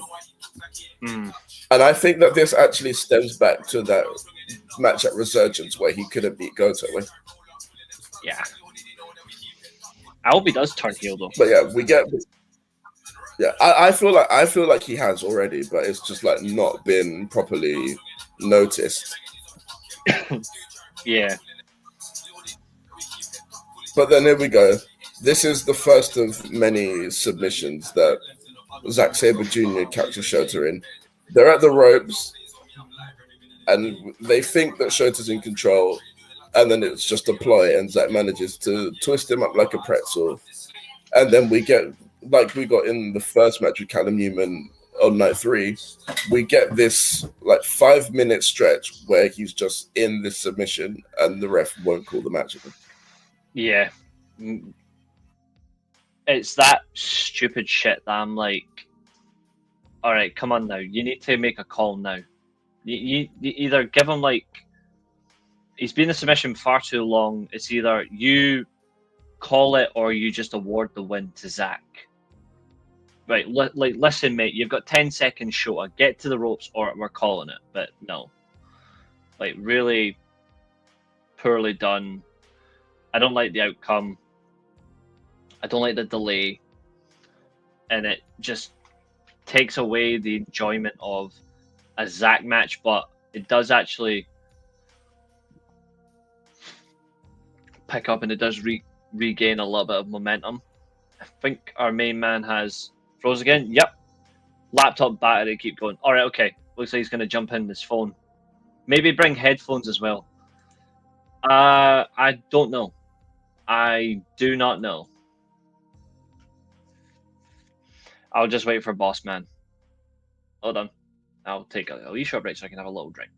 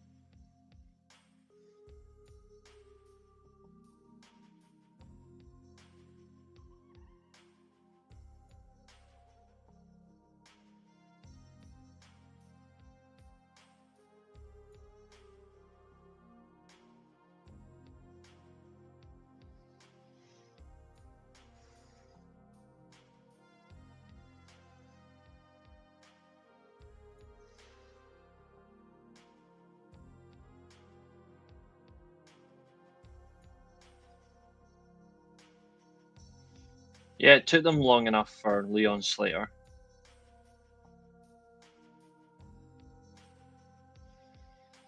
I mean, they already screwed up the last part.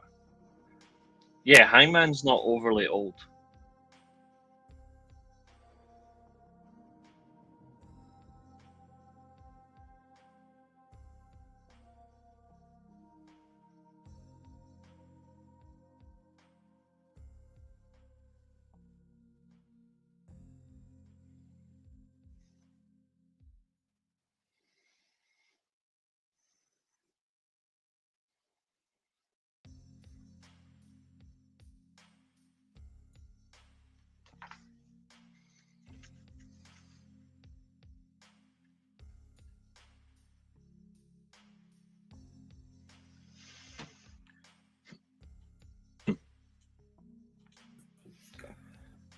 Okay, here we go. How did they screw up? Because Moose did not win the Ultimate X match. That's why. Or do you have to go back and watch that horse shit again? Yeah, it's crazy that he's only 5 years older than me, or 5.5. It's mental. But I don't think anyone would want to go back and watch a Moose match if they had the choice of. Yeah, we would absolutely avoid it. I was saying there, like I absolutely. And he was a teacher as well. Yeah, I was saying there that I absolutely loved how Shota managed the timing really well in between.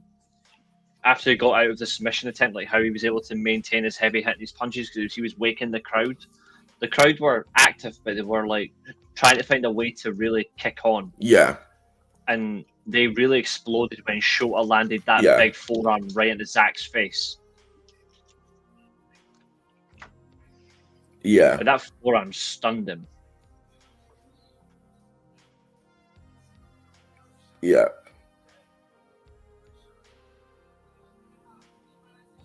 It was almost like a wake up call to himself, that strike was. Oh yeah, 100%.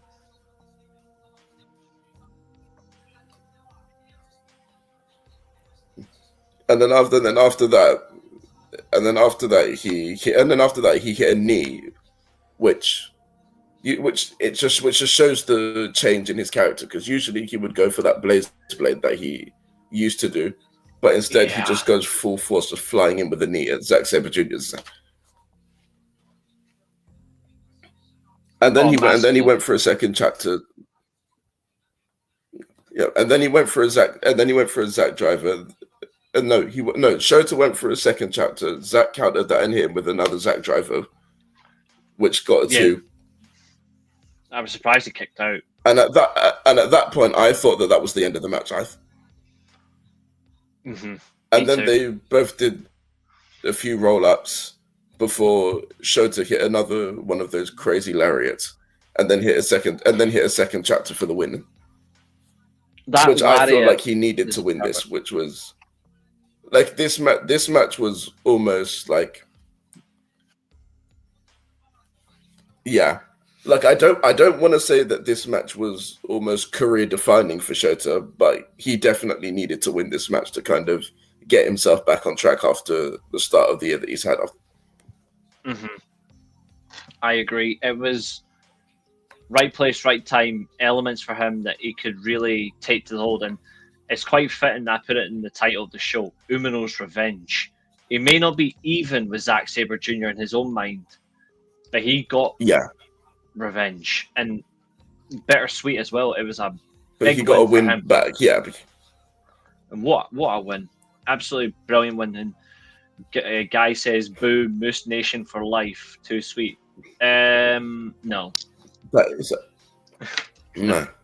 Fuck the Moose Nation. That is anything but sweet. That is crap. Obviously, there is a break tomorrow, which is good. Yeah. So we do get more matches on Friday. So we can do. We could technically do a review Friday, or we can do it Saturday, do 2 at a time. But Friday has A Block, Bolton Oleg versus Sonata, Yuya Umura versus Callum Newman, Taichi versus Evil, Yota Tsuji versus Roy Oiwa, and then surely the main event is Tanahashi versus David Finlay. It's got to be. That's got to be the main event. Yeah, that will be the main event, surely. Then, yeah. Both men are the only other match I could see main eventing would be Oiwa and Tsuji would be. Yeah, me too. I don't think the other 3 are going to get close, but you never know. But I think it'll be Tanahashi, Finlay. Both men are on 2 points. Yeah, it should be. I'm thinking. Yeah. I think the way it's gone, he's not had a good run yet so far. I think Finlay will claim this one. Yeah. And again, I felt like it's one of those matches where there's one person that needs to win, and then the other person's just there. Yeah. It's really good. But in terms of the matches, who have you got? I've got, I think when I look at it, I think Bolton's going to, sorry, I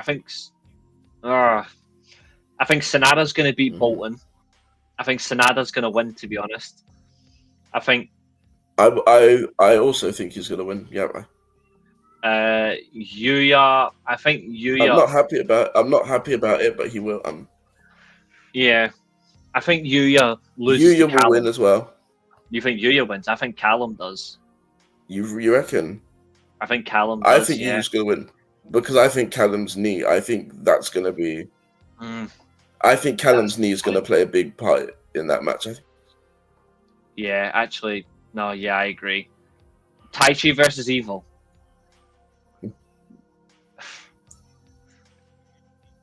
I think Taichi's going to win. Yeah. Tsuji versus Oiwa. I'm 50-50 on this one. I really like both of them. I really like Tsuji and Oiwa.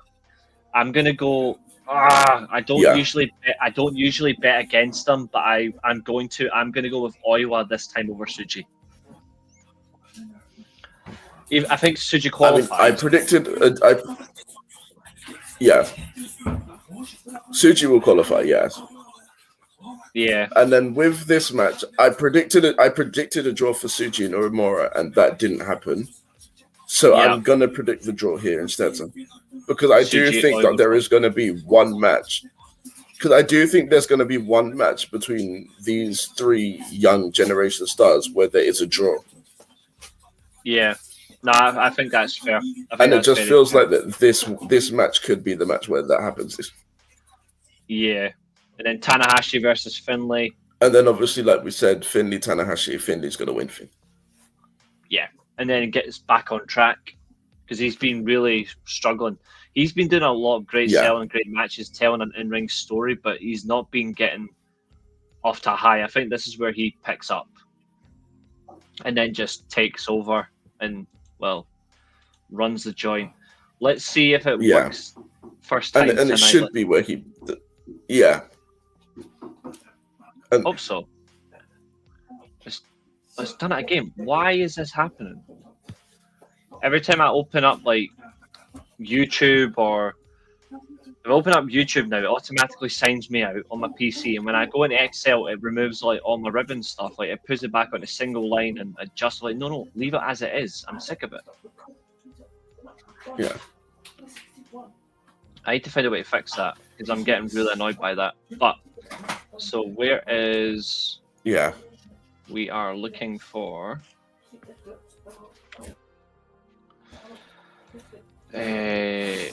Yes. We are looking for the rebooking sheet, I assume. Yes, we are, and it's our next round, and this is gonna be interesting to see who wins today. Well, who gets today's privilege?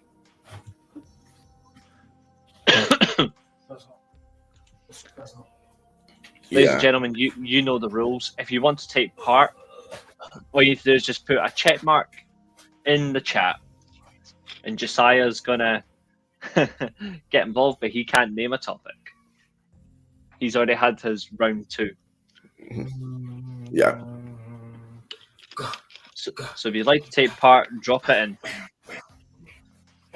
Yes, I remember Yoshitatsu versus Tyson Kidd over a wrestling figure. That was really lame. Like, that was lame.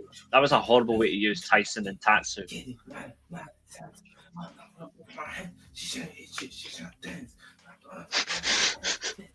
Is that your brother? There were a lot of silly things in that era of wrestling. Yeah. There's a whole lot of crap. Yeah, he's well happy. Hiya. Yeah.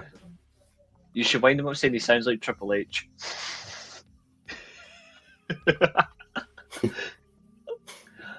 See if anybody drops in the chat if they want to get in. Yep, Bleach wants in. Okay, we got our first, there's one. Our first attempt. Who's going to join him? You guys know the rules. If you win, you get to pick the topic. The guy wants in, okay?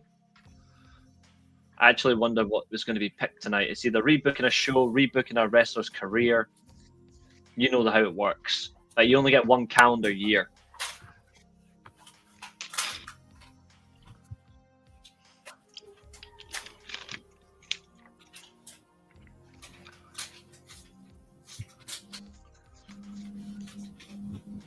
Yes, I remember her first theme song. Because it was quite obvious. It was My Time. I mean, it was My Time, then it was really weird GM theme song where it talks about like a new Corvette. That's like weirdo. Yeah. But yeah, her first theme song was My Time. Yeah.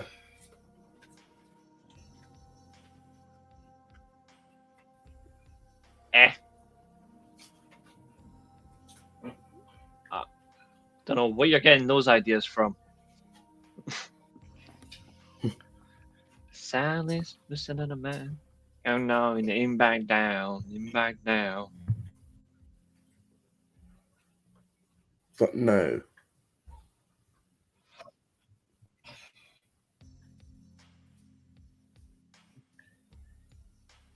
Here's a question, because I find it quite funny. What is your thoughts on Ethan Page copying Lance Storm? So it seems like we need more bookers here. We've only got 2 people that want to.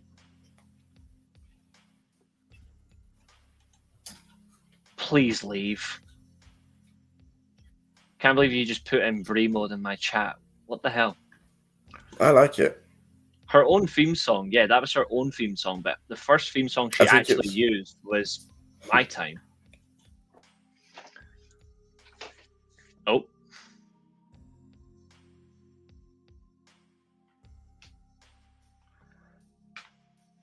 Yeah, when they dropped the game officially, it was good, but My Time was a great theme song.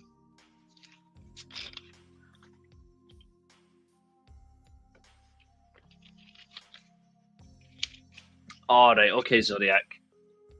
You reckon you might be able to manage it?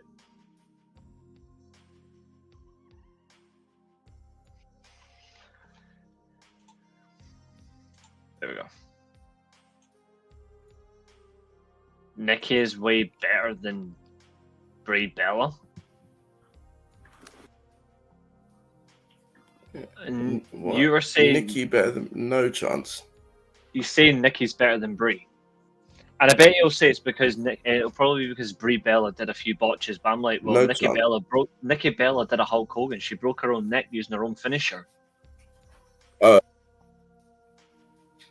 Like her first version of the rack attack was us like jumping down backbreaker on her neck, and I'm like, you're an absolute moron. Yeah. Yeah. That says pretty much everything, really.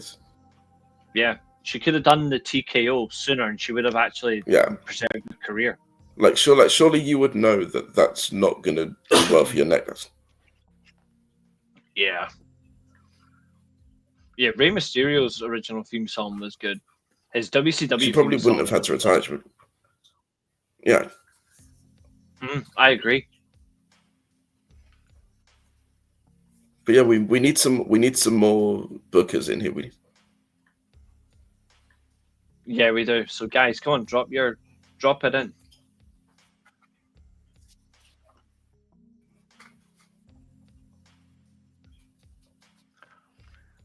So much better than Booyaka bullshit. I like his his WCW theme song for me was so underrated because it was like dum dum It was like the Jaws theme song. Whilst we wait for more bookers, what do you think of AEW tonight? What do you expect to happen?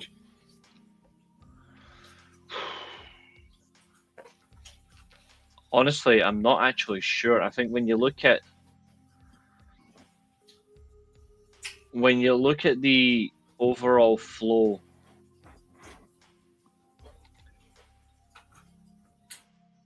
of the show right now, they certainly have to build on momentum. They have to get away from the nonsense involving Colt Cabana stuff. Doesn't make any sense. They need to get away from that, and they need to just focus on what matters most. And that's just elevating. Well, not really elevating, but they need to start fulfilling more story that they've got. They need to focus on Hangman getting a new top challenger, and I know obviously that's going to be Moxley now. It's funny to imagine someone as small as Rey Mysterio having the Jaws theme. Yeah, but that is literally what he had. Like, equivalent, obviously, which is really good.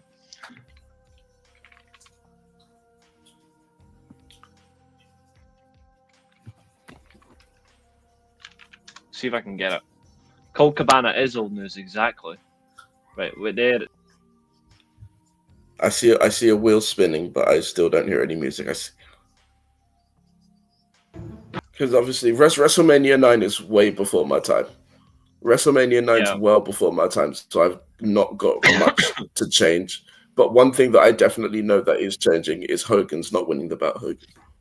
Yeah, he's definitely not winning the WWF title. Hogan not even at the event. Well, to be fair, Hogan was there. That's I'm going to keep Hogan at Mania 9 because it was the last event before he truly... It was the final event where everyone started to really hate him.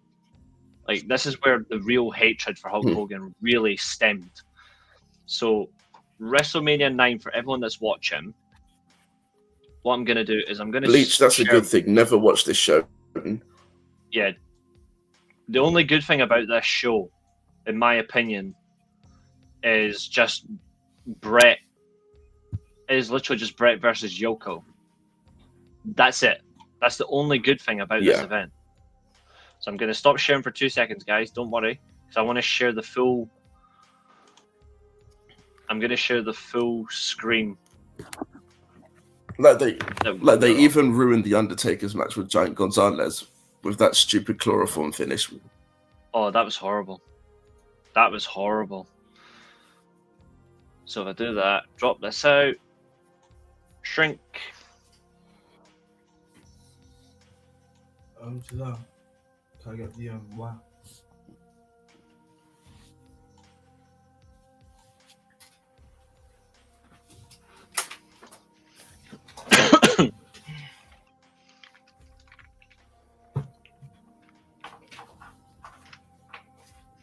Yeah, Gonzalez's attire was horrible.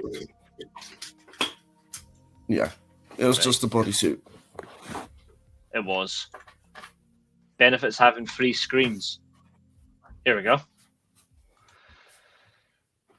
I am not supporting you. Not like that. Thank you very much. So, there is your matches. 1 pre-show match plus 10. Sorry, 1 pre-show match plus 9 on the main card. No, Guy, it wasn't. It wasn't. WrestleMania 9 was far worse because look what they did to Jim Ross. This is his debut show and he's made to look like a fucking walking, talking pharaoh. Like, even Bobby Heenan and Randy Savage were pinched out for the worst things. It was a joke. And I'm sorry, but one thing I can't take seriously is the longest match on the card was Hogan and Beefcake versus Money Inc. 18 minutes 27 seconds. And Yoko and Bret Hart went not even 9 minutes. An absolute joke. Like, Tatanka and Shawn Michaels went 18 minutes. And Tatanka was awful at that point. But yeah, so there's your... Zoomed in just a little bit better. So yeah, so there's matches, folks. I'm going to remove these a little bit so we can see. But yeah, this is going to be fun.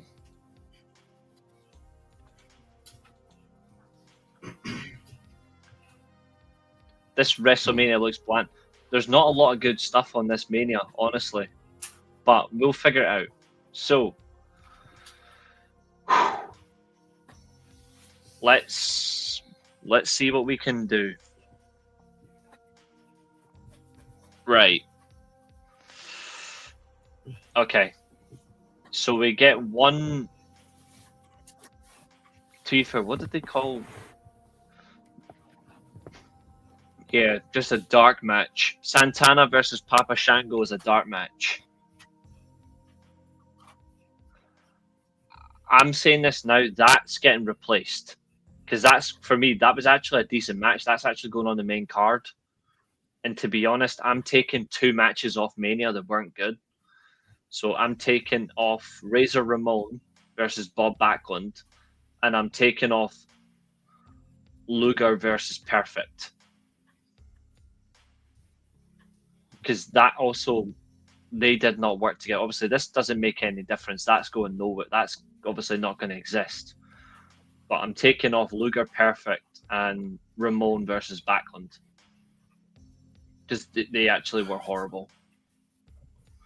It looks cool, yes, but Lex Luger and WWE just did not try. Like, he really did not try. But what are you thinking? Obviously, you can make some changes as well if you want.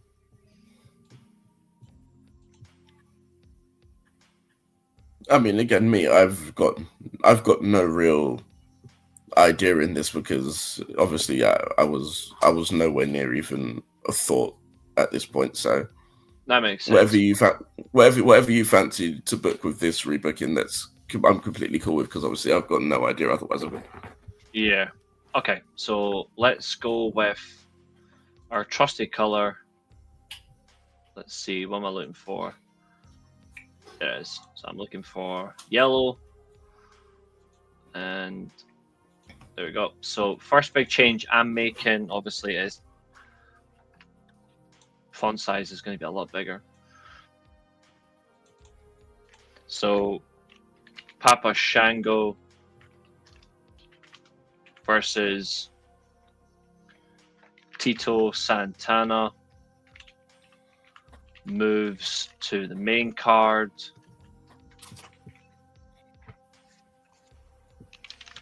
In place of 2 matches.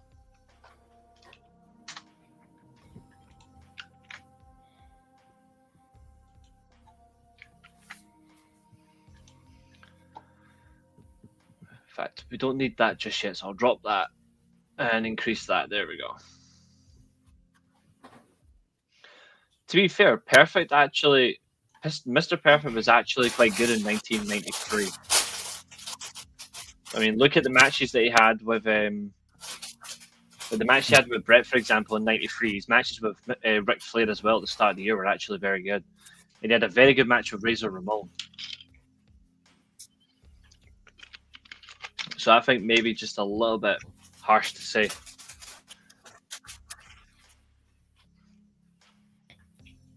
Because we need safety. We need safety. Razor versus Owen?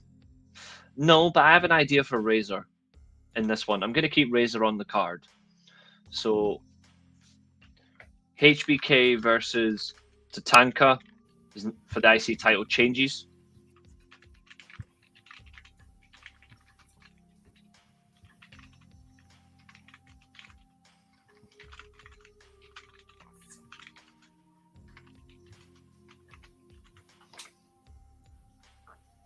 Yeah, I agree with that, Fernando. Mr. Perfect. And HBK wins by the Saito suplex. Because at this point, the Sweet Chin Music was not his finisher, it was Saito suplex. The super kick became his finisher like later towards the end, like summer towards the end of '93. No, because Ric Flair was gone by this point. Ric Flair was back in WCW, so Sergeant Slaughter was injured and retired at this point, like full on.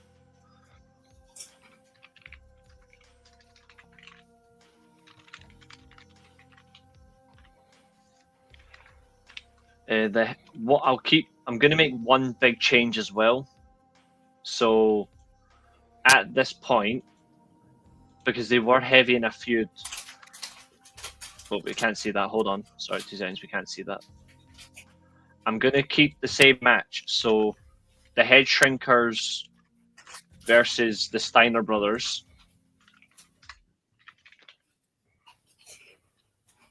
Remains the same. But underneath, I'm going to say this becomes a number 1 contenders match for the tag titles at King of the Ring, which was the next pay-per-view. Like, next big pay-per-view, because back then it was the biggest pay-per-view. Mm-hmm. Back when they only had 4 pay-per-views a year, wasn't it? Yep, Royal Rumble, WrestleMania, King of the... no, they had 5. They had 5. Well, no, they had 5. Yeah. Yeah, Royal Rumble, WrestleMania, King of the Ring, SummerSlam, Survivor Series, and you had obviously the In Your House stuff and all that shit, but those were your big 5 pay-per-views, which was really good. Yeah. This becomes a number 1 contenders match, so that's a big storyline change. So I'll maybe mark they should consider going back to that in real life. Yeah, they should. And what we'll do is... Because there's way too much wrestling now. Exactly. I like it. The Steiners win, as they did back then. The Steiners would have won that. Next up, I'll just bring the card back up. Doink the Clown defeated Crush. That was also the debut of the second Doink. This is when Matt Bourne was starting to feel like he was being betrayed by WWE Creative, and they were trying to phase him out because obviously he was having issues behind the scenes. So they debuted a new Doink, and then eventually Matt Bourne just got booted. So I'm actually going to change this match. And what I'm going to do is we're not going to have the interference, but we're going to make this a gimmick match. So I'm actually going to make this one. We're going to make this Doink the Clown.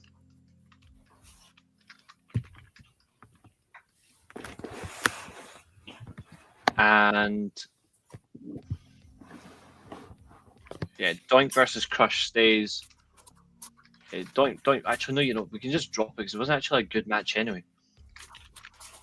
Doink versus Crush is replaced by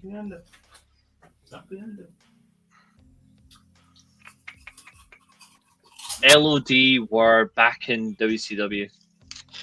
Nah, Doink versus Perfect is a bad idea. And we're going to have HBK versus Perfect. Maybe Doink versus Giant Gonzalez, just because you don't want him with the Undertaker. Yeah, I was thinking maybe Doink versus.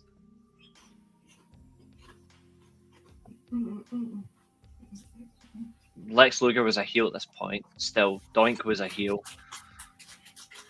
Maybe Tatanka or Papa Shango. But one of them heels as well, though. Even though Papa's I put them on the main card, haven't I? Yeah.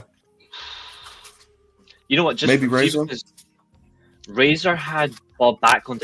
It was a really stupid comedy match. So how about we give Razor a proper opponent, and we have Doink versus Crush is now Doink versus Crush versus Bob Backlund. Okay, yeah, that works. Because then we get rid of them quickly.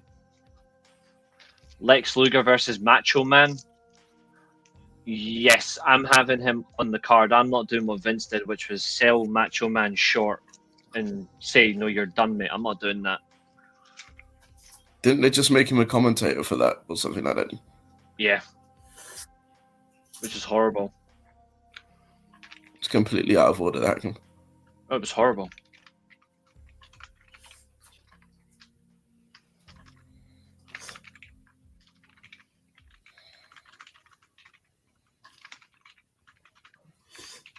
Hey, Roy Sheen, how you doing? Ooh, yeah, because Macho Man, you get my WrestleMania, my Slim Jim. Is there any way that we can sneak Jushin Thunder Liger on this card? I have a great idea for that. I actually have a great idea. Because at this point,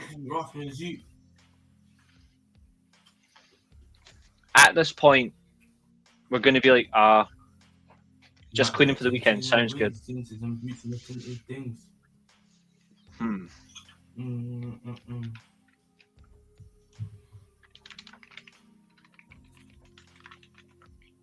What happened?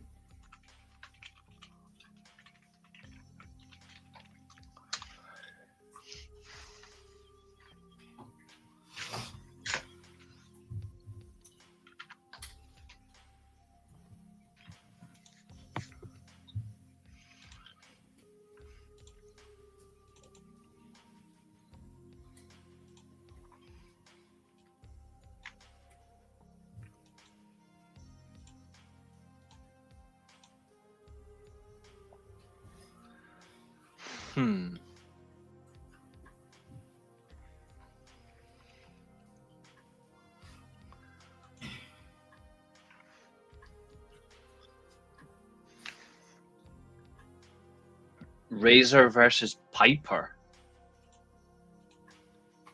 That might work. Actually, I've got an idea, but it means Razor has to lose. So we're going to keep. Well, you're going to put him against the Undertaker? Yeah. You know, that works. To be fair, that's exactly what I was going to have. Yeah. So we're going to keep Money Inc. versus Hogan and Beefcake. the Mega Maniacs, which is an absolute stupid name. So the Mega Maniac stays, but it should have been a no DQ match anyway. So WWF Tag Team no DQ match. I just want to chill. No. Be calm. Like, what the fuck is you And I doing? guess this is so that Money Inc. can win. Yeah, clean. Because they won by count out, which is stupid. Money Inc. win by the use of the tag belts. And I guess we're pinning Hogan, right? I think just because Hogan would not want to take it, we're going to have to stick with Beefcake. But since we are the bookers, absolutely. Yeah. Brett is no. Hogan is not getting anywhere near our world champion. No, we're keeping Hogan's leaving the building after this match. Exactly. Since he was already slightly injured, because obviously Ted DiBiase teased it, I'm going to do it like this.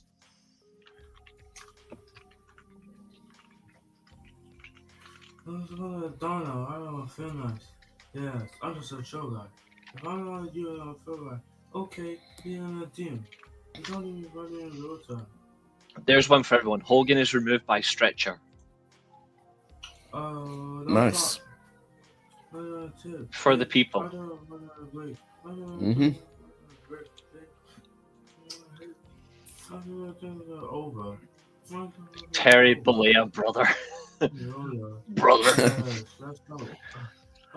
So this is a major timeline change. So the Undertaker versus Giant Gonzalez is now. I'm going to put this one all caps because it's actually a fantastic match. The Undertaker versus Razor Ramon. And I'll make this one spicy.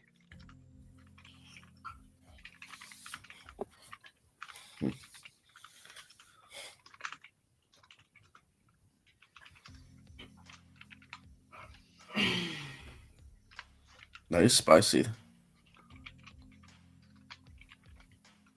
So already we've got 2 number 1 contender matches for the 2 of the 3 main titles at King of the Ring.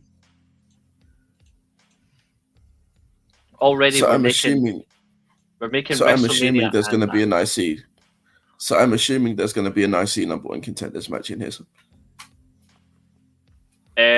Yes, I'm not sure who we're going to do though.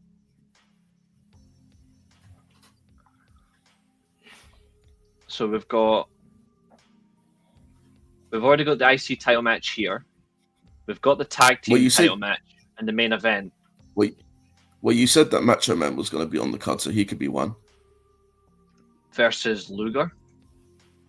Falls count anywhere. Winner. That's right. Yeah, that can be the number 1 contenders match. And since Lex Luger is a heel, Luger wins, and therefore it's actually no. It needs to be Macho Man because Shawn Michaels is the heel. Because Michaels is the champion. Yeah. Yeah.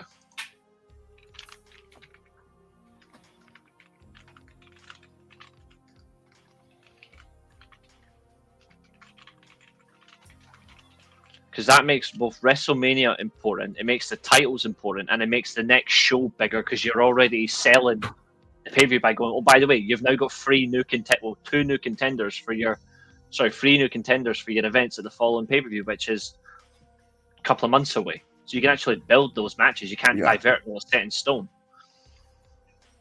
Exactly. This is proper ahead in the timeline booking, which is actually really good. So we've got Santana versus Papa Shango now moves to the main card. Good. Because Santana was a great babyface and Shango needed to be an established heel. You can't have him as a dark match. HBK into Tanka's 18-minute match that ends in a count out now becomes a 15 to 18-minute match where HBK wrestles Mr. Perfect. Great. The Head Shrinkers versus the Steiner Brothers in 15 minutes. The Steiners win that. They become number 1 contender.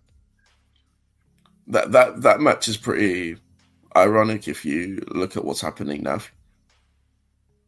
Yeah, Braun Breaker's uncle, dad and uncle up against Roman's uncle and dad. Yeah, really, really funny. And now we have Braun facing Roman and his yeeting cousin. And his. Mm-hmm.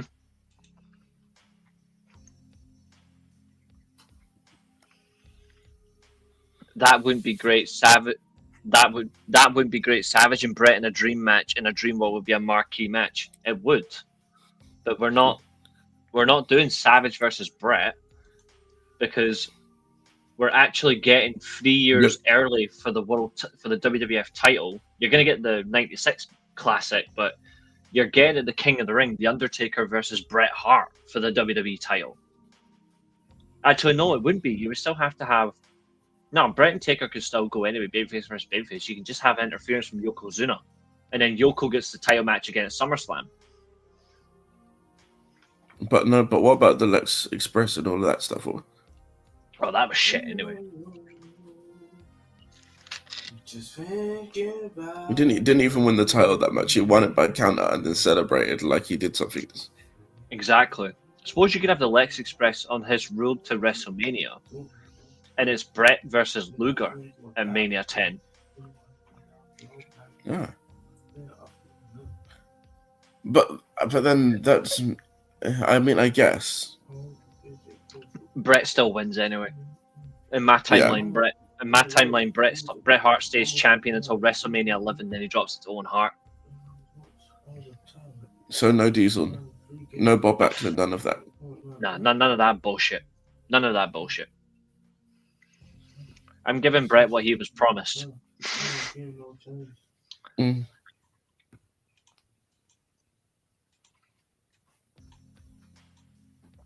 These are all like major timeline changes, but I actually really do like. Okay. So main event is Brett. So it's still Brett versus Yokozuna, but they're going to get more than. They're absolutely getting more than 10 minutes.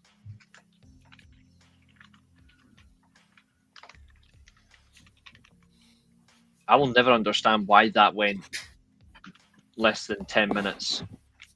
Yokozuna could work long matches. He worked plenty. Go on. Is Fuji still throwing the salt in Brett's eyes?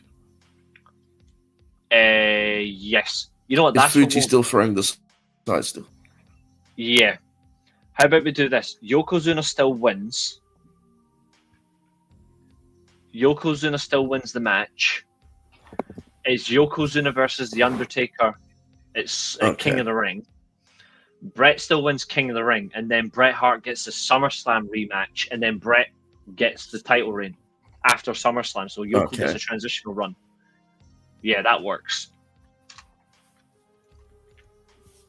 So, because you still got to establish the big new heel.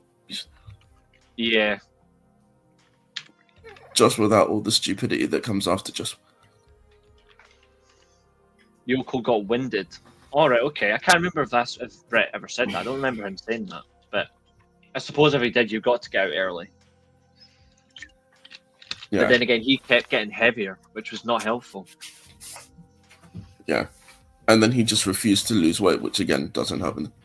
Exactly.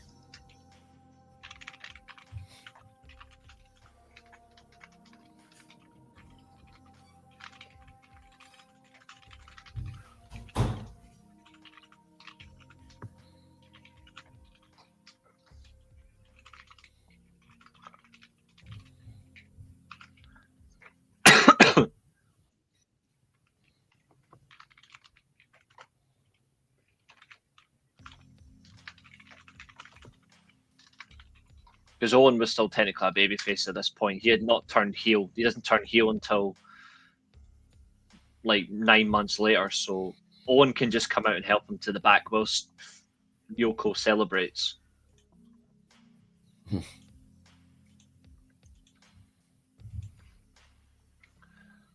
Okay, so that's WrestleMania 9.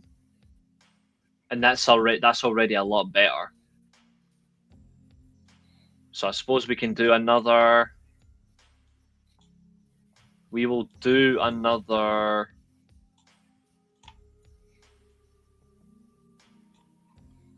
We'll do another 3. Let me see if I can get who's next. So Fernando's still in it, so I need to remove Fernando's name from this. I forgot to do it. So Maria, Bleach, Zodiac, and the guy. 3, 2.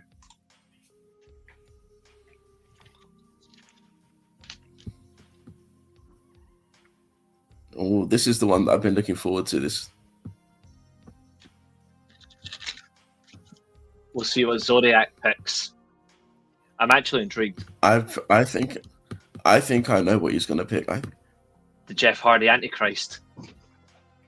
That's what I'm hoping. I'm hoping that's what he picks. Yeah, same, because I was going to pick that. Yes, I was going to pick that yesterday, but then he said that we will get to it, so I left it. Yeah, and I really want to do that because, straight in. Yes, because I really want to redo that because it's Jeff Hardy's best work. It's his best work. It's his best work, but it's also his worst work, if you know what I mean. Yeah, we are going to fix that. We are absolutely going to fix that. So, let me just check. But I guess the important question is, what point are we starting this at? Are we starting this at Bound for Glory, or are we building up to that? I think we should do the way the timeline slightly had it, but also change it slightly. So I think what we should do is establish Immortal slightly earlier.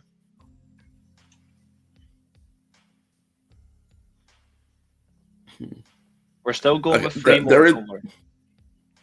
There is one change that I would like to propose immediately, and that is that Fortune have nothing to do with Immortal, because one faction in a greater faction to me never works out well. When he declares himself the Antichrist of pro wrestling, so that is literally the. So you're basically going the Impact after Bound for Glory then. Okay, that makes it a little bit more interesting because that means we only have 6 months then, because he gets fucked off at Victory Road. But again, we can change that. Absolutely. With the power of rebook, power of positivity. Although there's nothing for them to be positive about right now. That's true. So the Antichrist. No. Matt Morgan should not be out of it. That's something that I am refusing to ignore. Matt Morgan was actually a good part of this story because he was good at helping Ken Anderson become a considerable title challenger. So Matt Morgan is going to get his respect in this one. Yeah. How far do you want to go?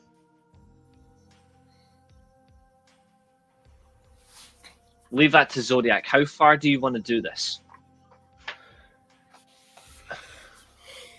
Do we go up to the same thing when it went up to Bound for Glory 2011 when Immortal died, or is Jeff Hardy still excused from that because he goes, well, fuck Immortal, I'm only about myself?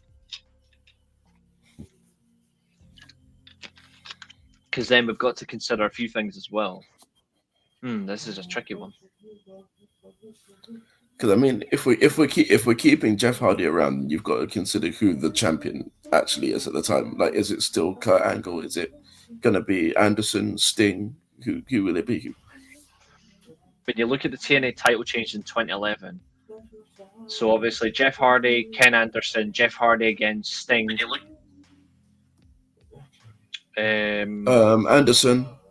Anderson, Sting again, Kurt Angle, Bobby Roode. Sorry, James Storm, Bobby Roode all the way through. Yeah.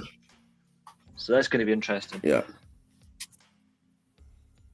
Now he called himself the Antichrist before that. He called himself the Antichrist long before the Sting thing because he said he was the Antichrist at Turning Point. Because when he was building up to the turning point, those vignettes he was doing, he was saying it in like very hollow voice, "I am the Antichrist of professional wrestling." And he was wearing the purple shirt at the same time. And I started wearing a purple shirt as well, so I can't say much. Because I've got a purple tie because of that situation. So let's do 2010 until, I think for good timeline duration, let's do Bound for Glory to Bound for Glory. Yeah. We'll do BFG 2010 to BFG 2011. Because the crowd definitely turned him back. Yeah. Also, feuding with Jeff Jarrett helps. Very true.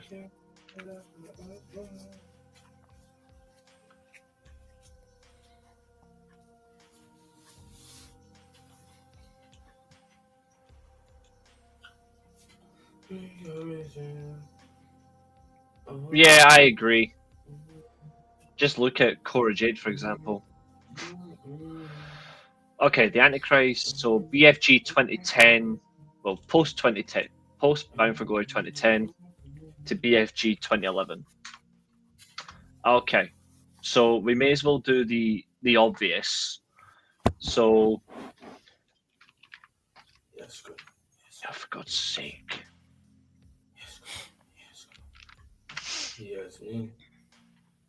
But Megan Bain's acceptable. She can wrestle. Same like the Jordan Grace stuff. And to be fair, Deonna Purrazzo used to be on there, but she's not on there now. So we have to do the obvious. Immortal I announce think Steph themselves. Delander's on this. Yeah, that's true.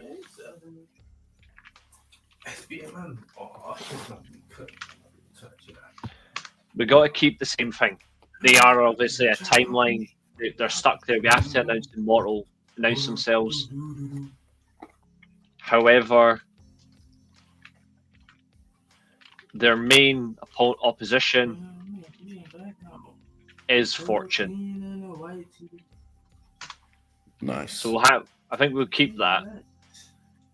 But I think for the sake of it, in order for Fortune to become the main change, the main opponent, Ric Flair still joins Immortals. yeah. For me, that's got to happen. So I'm guessing that. Yeah, so I'm guessing that in this timeline, with this being Fortune, I'm guessing the end goal was Jeff versus AJ. Jeff versus AJ, Bound for Glory 2011, yeah. Antichrist versus Nice. Mr. TNA or something like that. Actually, that's exactly what it would be. Yeah. Instead of Sting versus Hogan for the end of Immortal, we can do AJ versus AJ is Sting's chosen soldier. Hogan chooses Jeff. And then Sting and Hogan at ringside. Because nobody really wants that. And also Sting, to be fair, at the end of 2011, that match with Hogan was horrible. So I want to just have Sting at ringside as AJ's main support. Like he was in 2014, Yes, absolutely. I'm making one other major change to the timeline.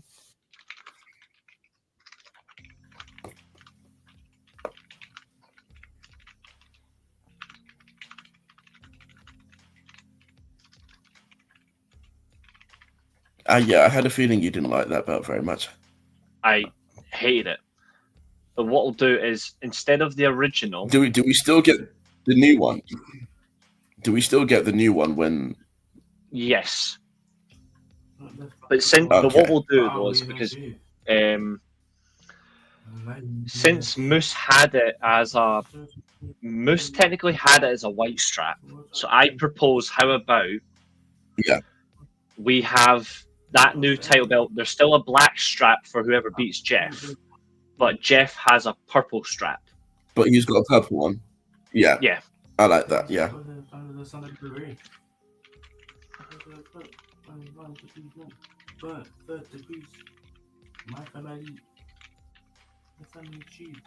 But does that get introduced at the same point, or does that get introduced immediately? Immediately. Because they took, in my opinion, even though Jeff done that title justice, it looked good. We should just have it where they go straight to it. Instead of putting it in the trash, they just go, like, whatever, it's just gone. I'm not putting that belt in the trash. I hated when they did that. We'll still do it. So this is a big change then. Yeah.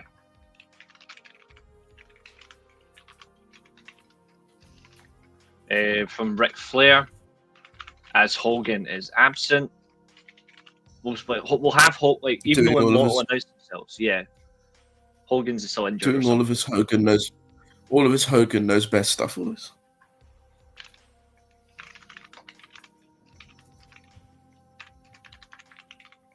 He had back surgery and he was not fully there to be on that show, but they still announced the plan that Hogan obviously does his part the following week, which is good. So it's everybody bar Hogan at this point, which is actually much better. So Jeff Hardy from Ric Flair's Hogan's no one wants to see him anyway. Exactly. This is a purple strap. The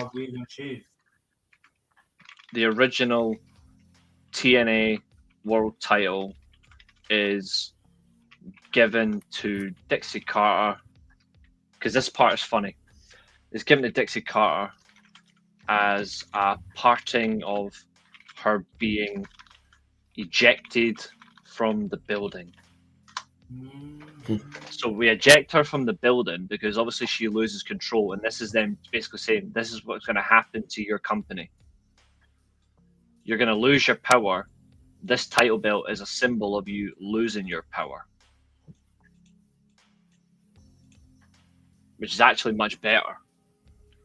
And at this point we can say that she's effectively written off TV, which is an even bigger celebration. So that's a major change to the timeline. And obviously that's a major change too. Okay, and that one as well. 3 major changes. Sarge gets taken out. Now, no one cares about her husband.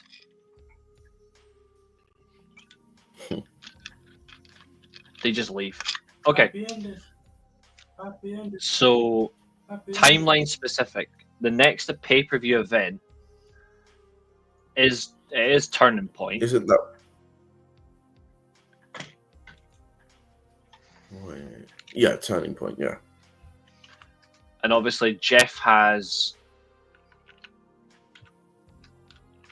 Matt Morgan. I'm just getting bound for going for this, but then I can skip to the next one straight after. So Turning Point, I hate that poster. That is so fucking ugly.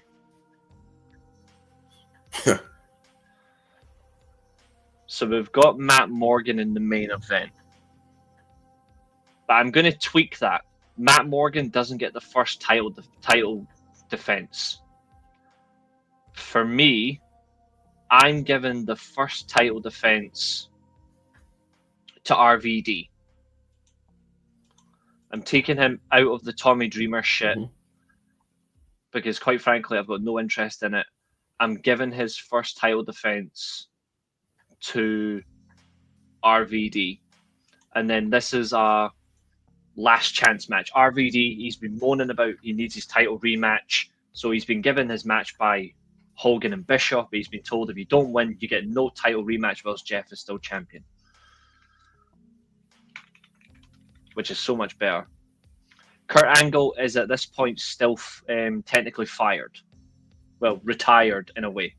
We're maintaining Kurt Angle. He didn't win the title, so he's out the timeline for now.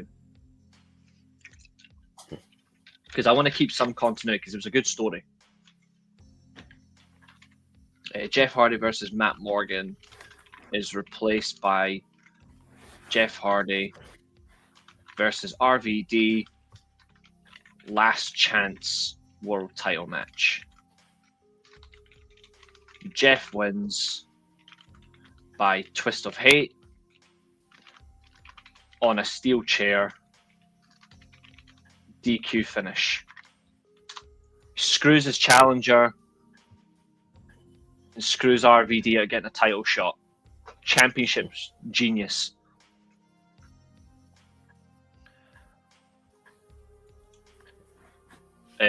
Following this, we'll have Matt Morgan makes a save. I'm replacing Ken Anderson's concussion with RVD getting the concussion.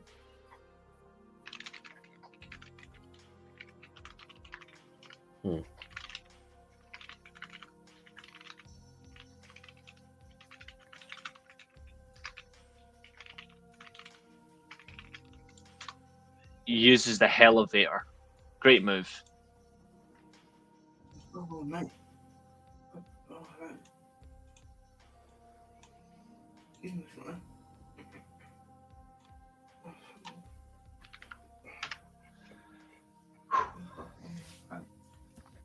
Right. So after turn, so that's let me just make that clear. That's turning point 2010.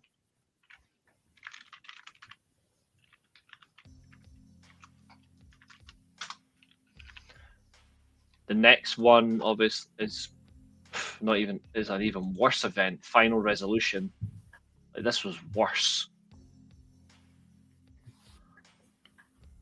But we do have Jarrett obviously winning against Samoa Joe. I'm going to change that one as well because that's just embarrassing. There was a lot of gimmick matches on this show. Final Resolution. Like RVD versus Rhino on a First Blood was weird. AJ Styles lost the TV title to Douglas Williams. I'm going to keep that. Because it ties into like, a new story. So what I'm going to do here, so Jeff Jarrett versus Samoa Joe is cancelled as Joe is injured before the show. Jeff announces an open challenge for the submission match. Cue, like I say, we get the fun stuff. Cue Kurt Angle. This is where Kurt returns, and Kurt wins this.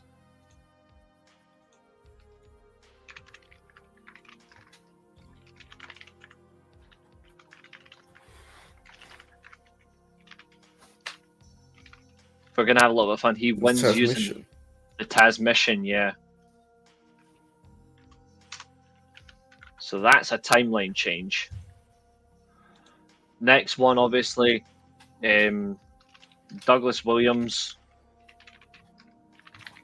Unbelievable wrestler. TV title match. Douglas wins using the Chaos Theory German suplex.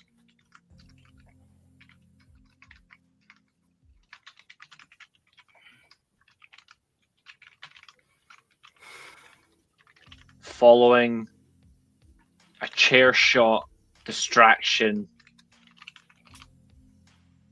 from Ric Flair.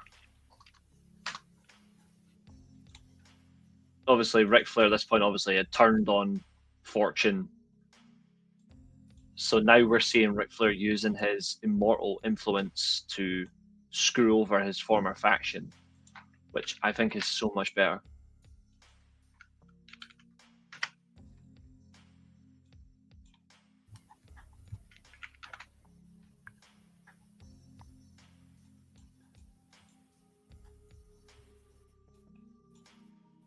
And then we're going to give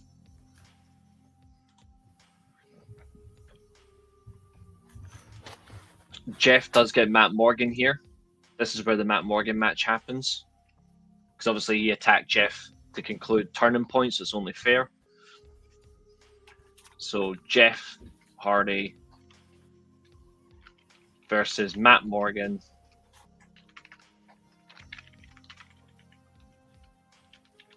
TNA World Title match. I'm going to change it to, instead of a special guest referee, I'm going to change it to a steel cage. I was thinking that, yeah. Yeah. Hardy wins using the Whisper in the Wind from the top of the cage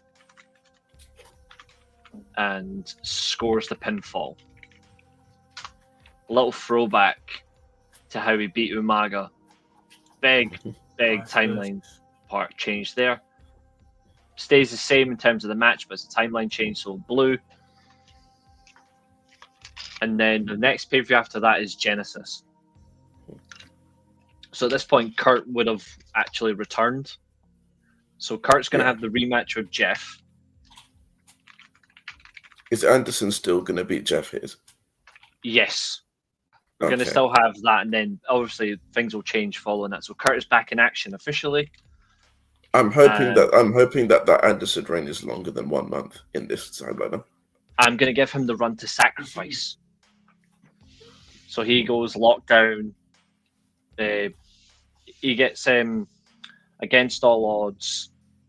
He gets Lockdown, then Sacrifice. So he gets 2 title defense. He gets 2 successful defenses and a couple of TV stuff. It doesn't really matter. Yeah. Kurt Angle is back in action officially, and Jeff Jarrett demands a rematch, granted for Genesis. But what's he doing? 2011.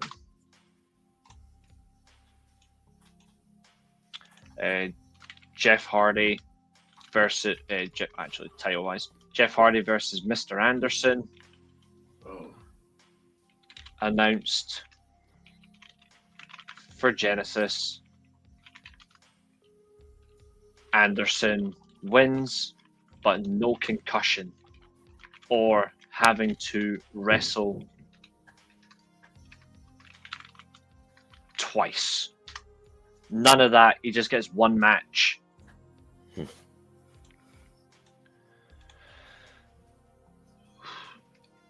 AJ Styles versus Ric Flair. Submission. Actually, no, that's a bad idea. AJ Styles versus Ric Flair for Genesis regardless. Because of the attack. And then Douglas Williams versus Kazarian versus Abyss. TNA TV title rematch. TV title match. Williams retains.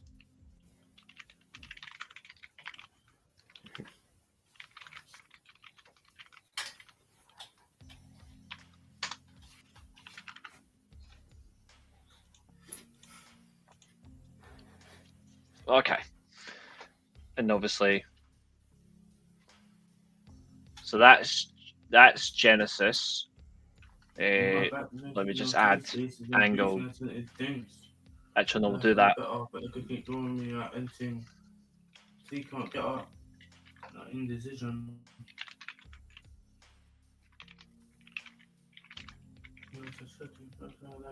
I'll cook him.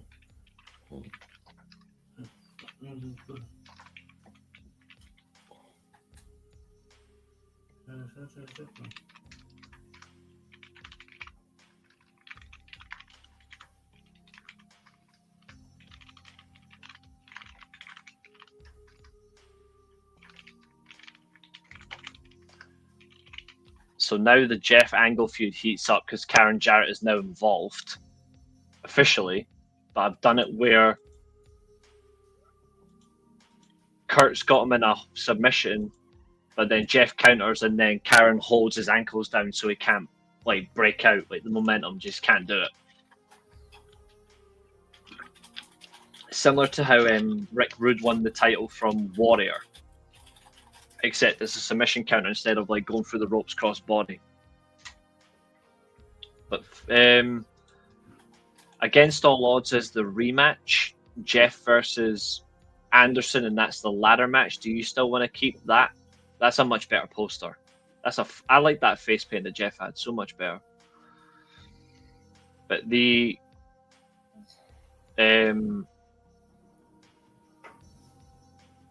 what are you thinking for this one? Do you want to keep the ladder match or something else? Yeah, I'd keep the ladder match. Yep. Anderson. Yeah, let's do that. Against all odds. 2011.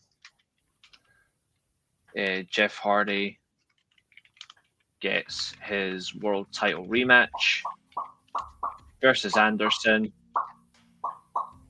Ladder match. Angle versus Jarrett. 2 out of 3 falls. And Matt Hardy versus RVD. So the only change there is the stipulation for Angle versus Jarrett. And also the ladder match result. Yeah. Actually, that as well. Forgot about that, sorry.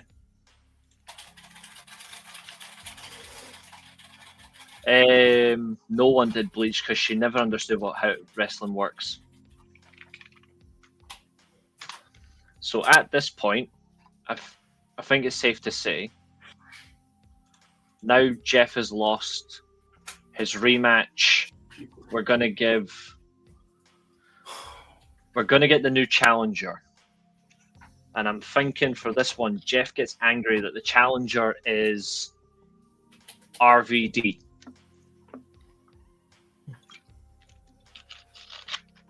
Sounds good. So that's for locked. Actually, never. Hold on. We need to do one event first. We need to make a salvation first. Victory Road. Oh yeah. What a poster. Mm-hmm. I'm thinking for this one.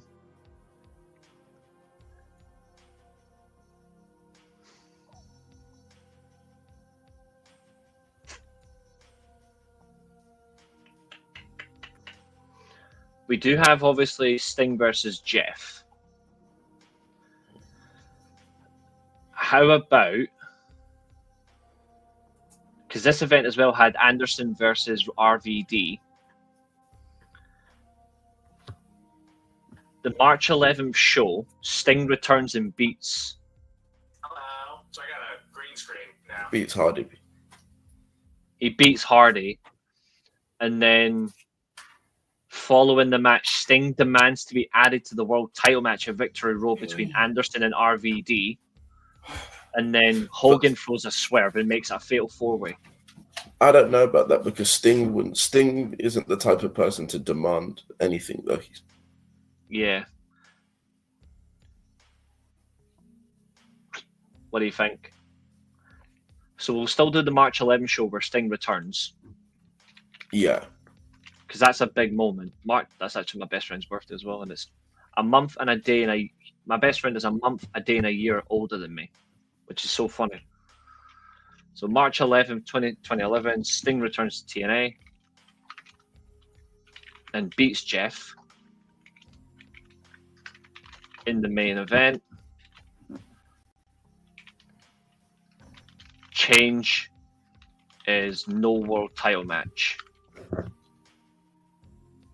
That's the obvious changes. There's no world title match this time because Jeff's not the champion.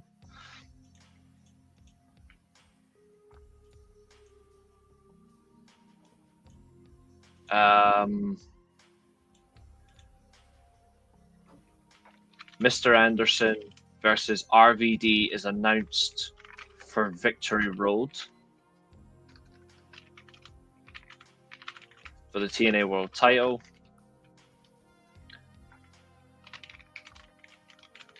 That's what we'll do. Jeff is named the special guest referee. That's much better. There we go.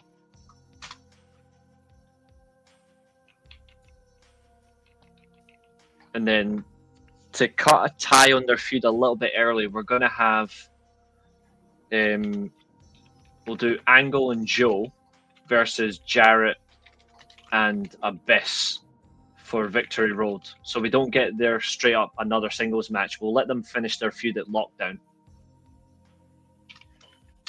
So that's a timeline change.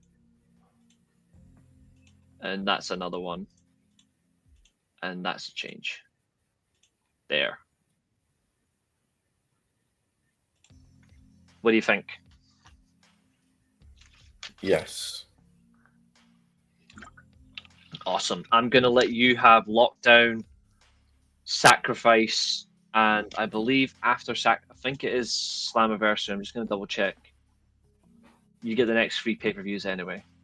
Lockdown, Sacrifice.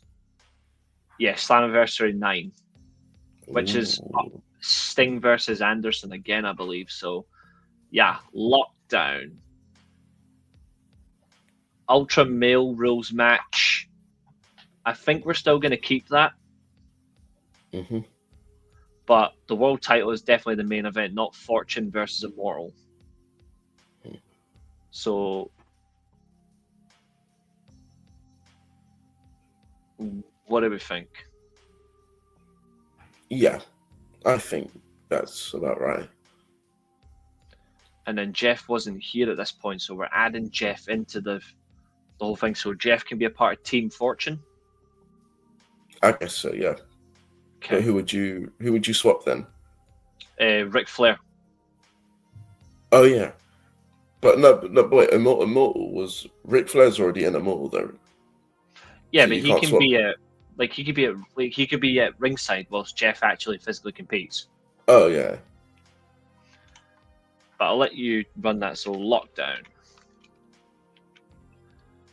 So we're keeping Jeff versus. Sorry, I'll make it specific. Jarrett versus Angle. Ultra Male Rules. Because that's Slammiversary 9 as well. Angle won and he became #1 contender. I don't want to drag that feud up for so long, even though that feud was great. So we're gonna make this the #1 contenders match. Yeah. And then have Angle win here. Yeah. Yeah. That's about right. Yeah. And then that makes Sacrifice more interesting for who gets what. So Ultra Male Rules, #1 contenders match. Angle wins and becomes #1 contender.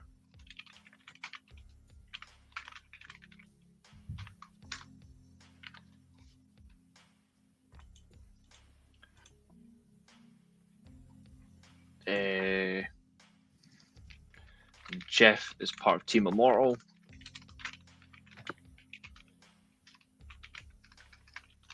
In the Lethal Lockdown.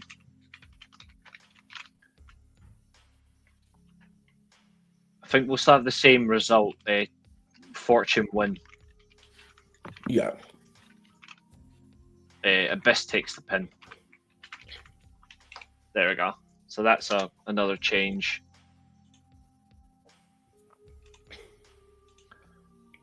But the world title match, what are you thinking? This is Anderson's last successful title defense. I'm trying to think of the heels.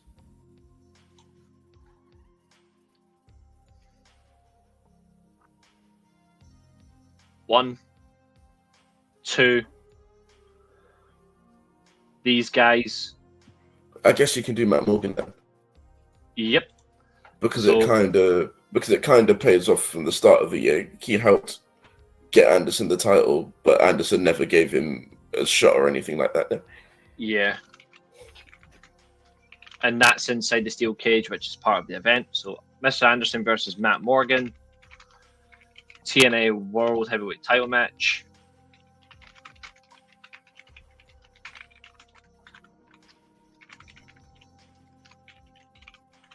Anderson wins by escaping the cage.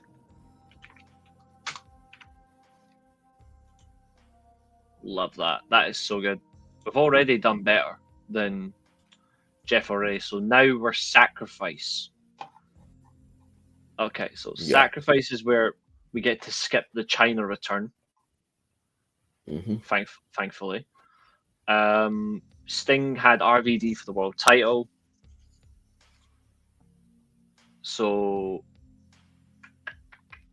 and Mr. Anderson was not on the card. So our world champion versus, do you want to do just Kurt Angle 1-on-1 or do you want to add a little bit more? Or just Kurt turns heel and becomes champion? I think I want to put Sting in this match as well, but Kurt still wins the title book. He turns heel on Sting. Yeah.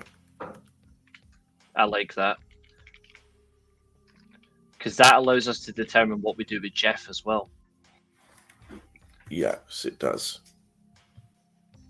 Sacrifice 2011, Mr. Anderson, champion versus Sting versus Kurt Angle. Because if Jeff is the main heel and then Kurt Angle now turns heel and becomes champion, it makes it very interesting for position of power.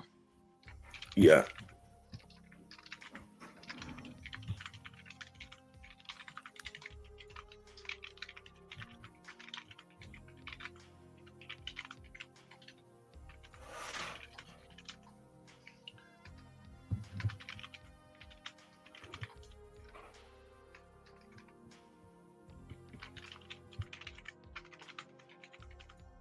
Similar to their Hard Justice match, steel chair, angle slam.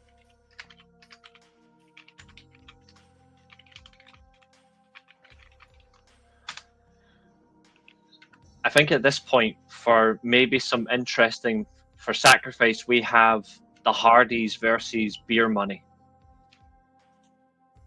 Because that was because they, instead of Matt Hardy and Chris Harris's for the tag team titles, we've got Immortals, Hardy Brothers.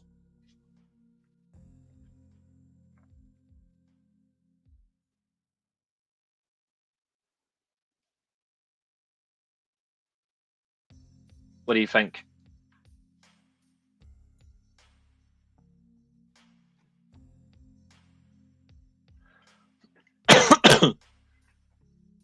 I think he's frozen again.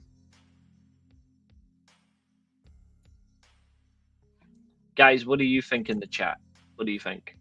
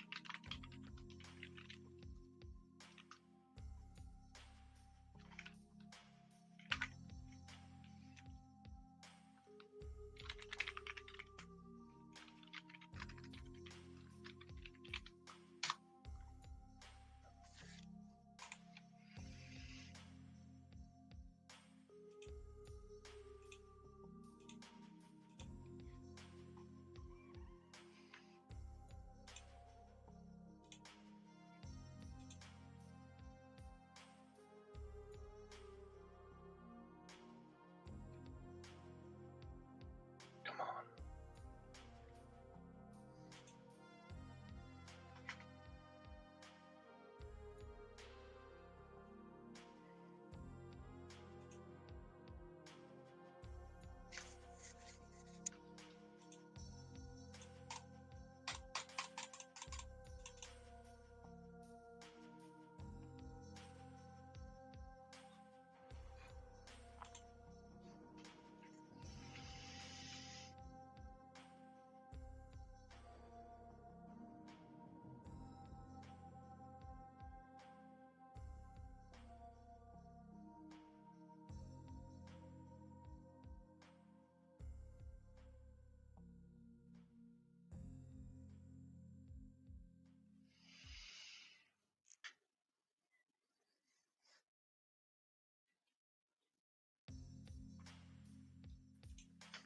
Yeah, there we go, brother.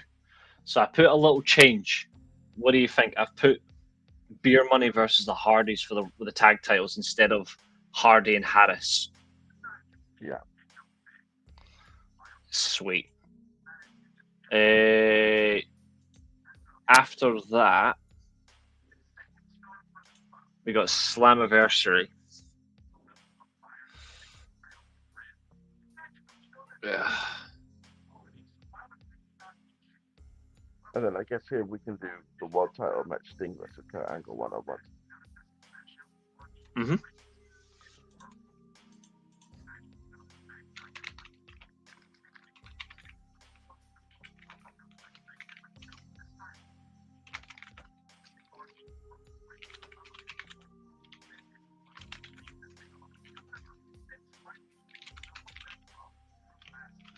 And Angle retains.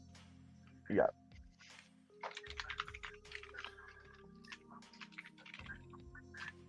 What will we do for? Should this be the start of Up to Bound for Glory for Jeff versus Styles? Yeah. Okay. So I'm thinking Jeff has a match with. We'll keep Bully Ray versus Styles in the Last Man Standing, but we'll do.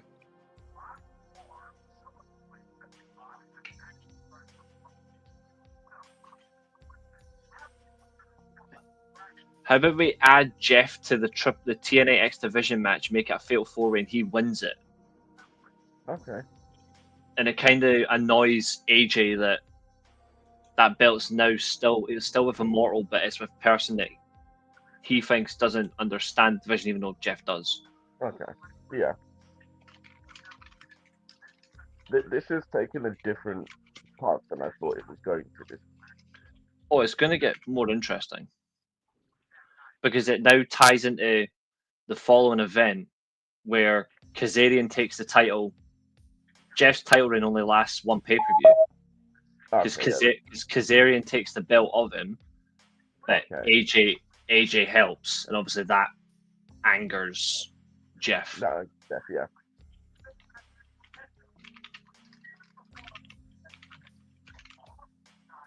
Josiah's here, Fletch.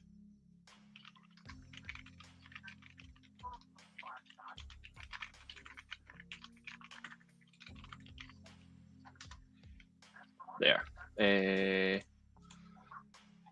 So we've got that. Destination X. Very fitting. Yeah. So the Ultimate X match, we're not going to have that. In that sense, what we're going to do is we're going to have the Ultimate X match where it's Kazarian versus Jeff. Okay. Instead of Brian Kendrick in a bit. Yeah.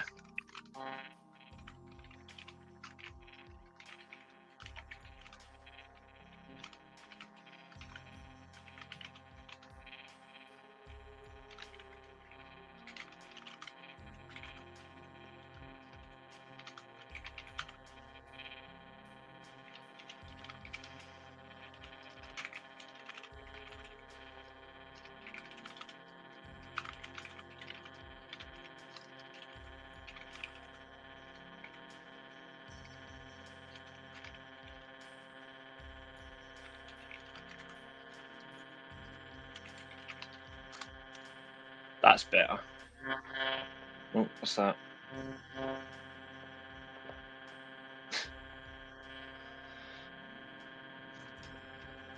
So Jeff gets his own revenge on the same show. Yeah. Is that my sound or yours? I don't know. I never talking about it. It's a weird buzz noise.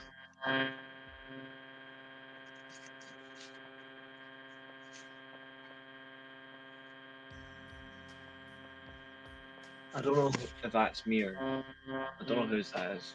I don't know what that is.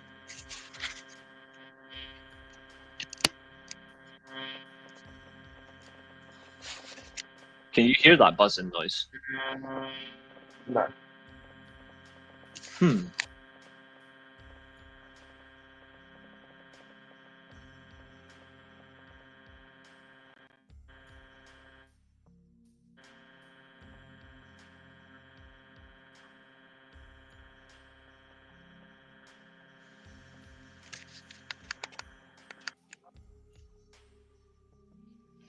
Okay, it's gone now. There we go. So Jeff interferes in. So since AJ's in the main event with Daniels, we'll keep the same thing. But Yeah. Jeff gets him. So after AJ helps Kazarian, Jeff then screws Styles, and that obviously builds up to their feud. And there's no world title match on this card anyway, so Angle gets a free pass. He gets a pay-per-view off. Hardcore Justice, which is where Angle did win the title from Sting. Mm-hmm. So this time we're gonna do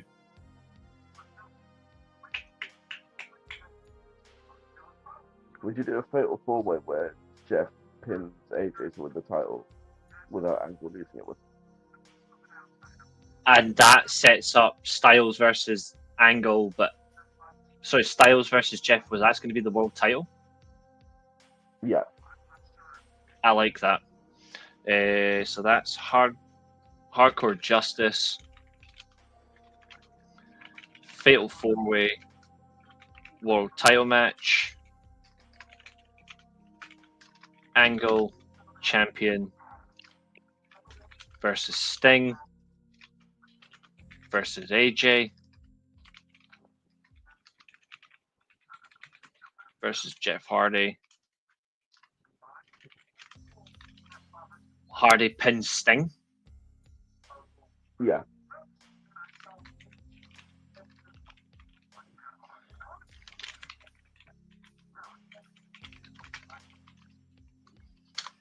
That's actually a lot better. I quite like that.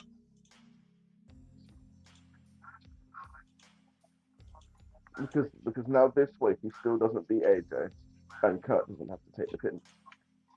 Yeah.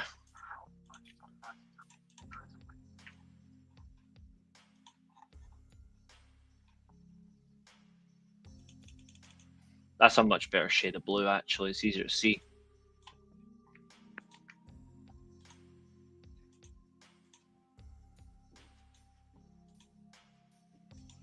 Okay. So, following Hardcore Justice is No Surrender, and that's obviously the end of the Bound for Glory series. Yeah. So we'll do AJ wins Bound for Glory. Yeah. And we'll have him the same opponent. He can have Bully Ray in the final. Mm-hmm. Instead of them actually fighting at Bound for Glory in 2013. Exactly.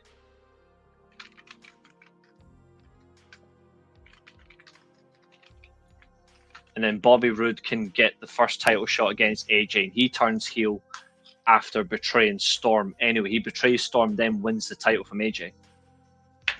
Yeah. Which is far stronger. Or what if he betrayed AJ instead of betraying Storm? That works. Because I feel they are all in the same faction. Yeah.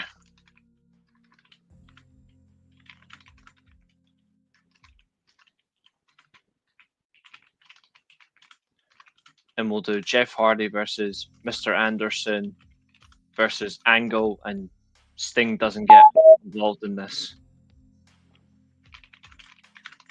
So I'm replacing Sting with Jeff Hardy, basically. Yeah.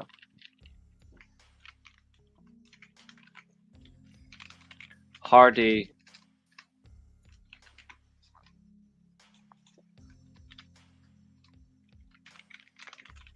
retains. Pinfall victory on Anderson. There we go. And that sets up Bound for Glory. So this is where it gets interesting. So it's going to be Jeff Hardy versus AJ Styles.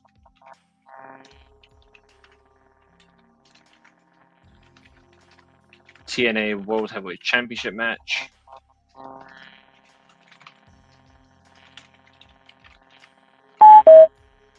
And the control of TNA.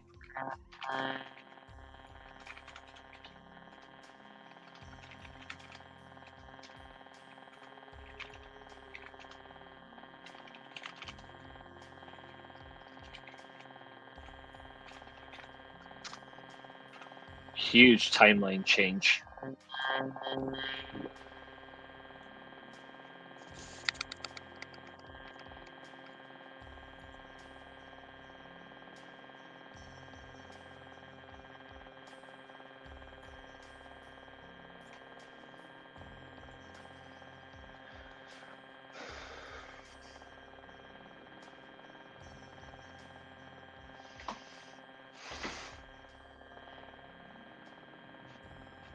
I feel like this looking together with myself.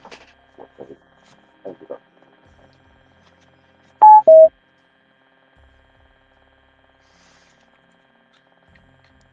This is not good. Hold on 2 seconds, bud.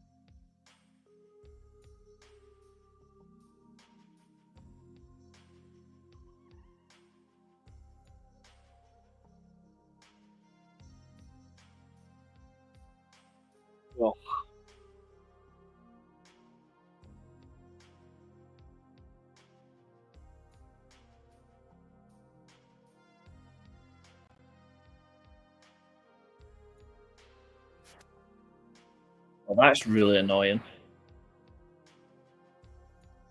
Can you hear me okay?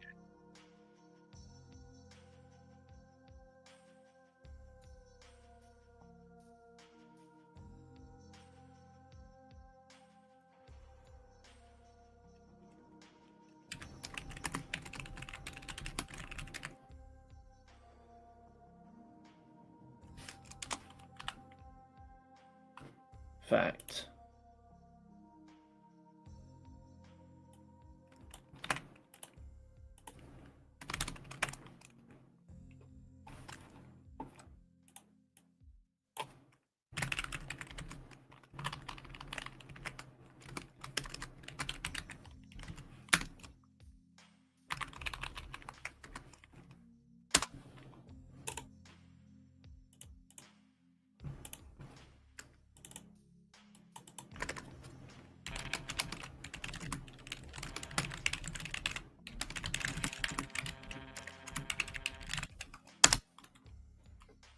Ugh.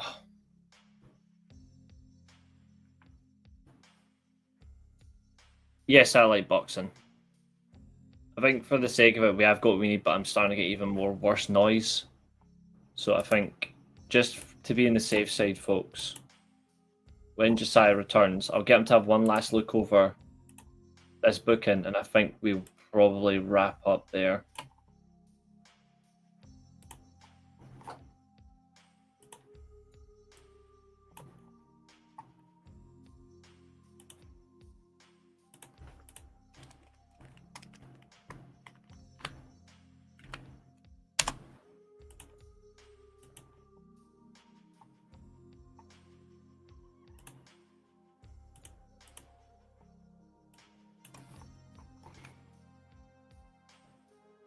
Of all time?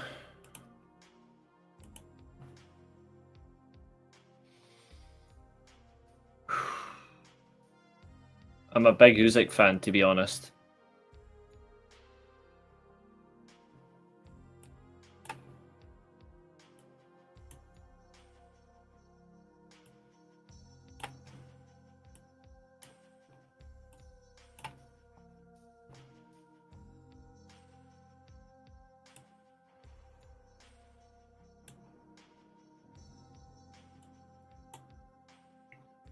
I don't like Tyson Fury. To be honest, I never really liked him.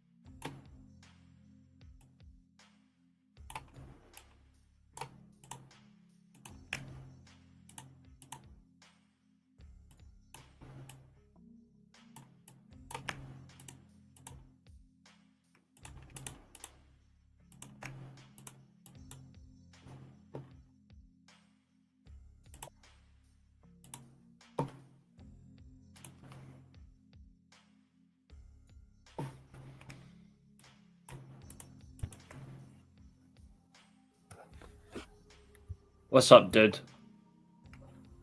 I think connection is horrible. So change location, and I was going to see if this works now.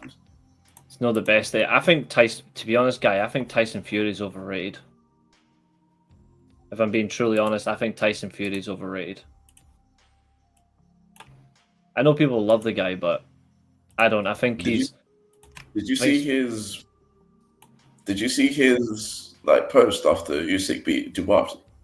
Yeah, I'm like, what a fool. Yeah, like if you couldn't beat him the first 2 times, what makes you think you're going to beat him now? Exactly. What gives him the right? I changed the main event slightly. So I've actually got, for the first time, AJ used the calf killer to beat AJ. Sorry, AJ used it to beat Hardy.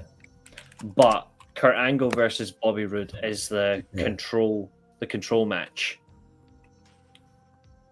Okay, I guess that still works. And then just because obviously it does happen, Hogan turns babyface, and I'm going to change up where he doesn't become the GM. He just leaves TNA for good.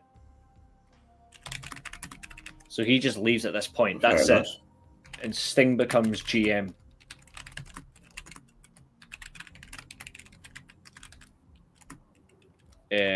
Following Bound for Glory. But it wasn't close. I mean, again, I guess the less Hogan you see, the better, I guess. Exactly. Where is the evidence that, like, I don't get how people can think that. Where's the evidence that it was a close fight?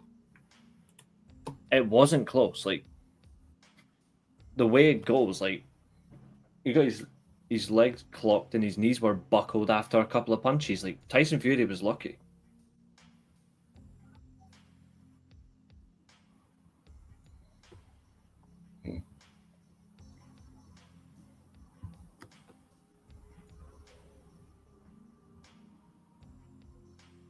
At this point, he should just retire. Don't even bother come back. Just stay away. Yeah, exactly. Stay the hell away.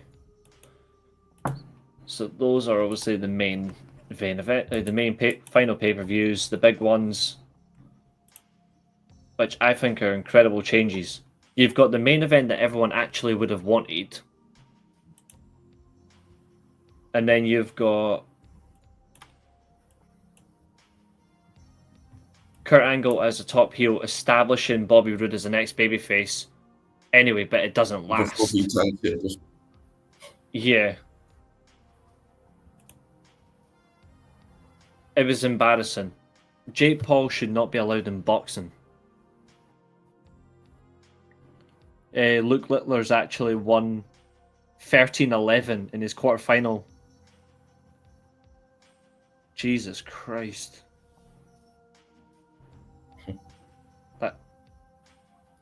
That guy's insane.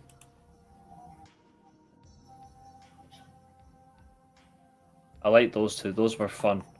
And 3 hours 12, I think that's a good time to... I think that would be a good time to wrap. And I need to figure out how to sort my... Why does YouTube keep signing me out, and why does fucking everything keep changing for me here. I'm gonna have to sort all that, and then also I may need to get new headphones because the buzz is coming from these. I think so I need to get new headphones. Ugh. If Usyk versus Paul happens, you know what's gonna happen. They're gonna pay off Usyk, so Usyk takes a dive. When frankly, Usyk should just break Paul in half and split him into pieces. It would have to be non-title then, surely, if they're going to do that. Would. Mm-hmm. Oh yeah, absolutely. Because if the titles were on the line, we usually would just kill it. Mm-hmm. I agree. I agree. Let's see if I'm going to share my screen. And that's why I don't want Anthony Joshua to fight him either. That's me neither. I never liked him anyway. Let's see if it changes it. Yep, see what I mean? It's done it again. Oh wait, no, it's kept it that time. That's good. So I'll leave it like that. Close. Reopen here. If it's redone itself, I'm going to be annoyed. No, it's maintained that. Good. So if I now open in a new window. Yeah. I guarantee when I go to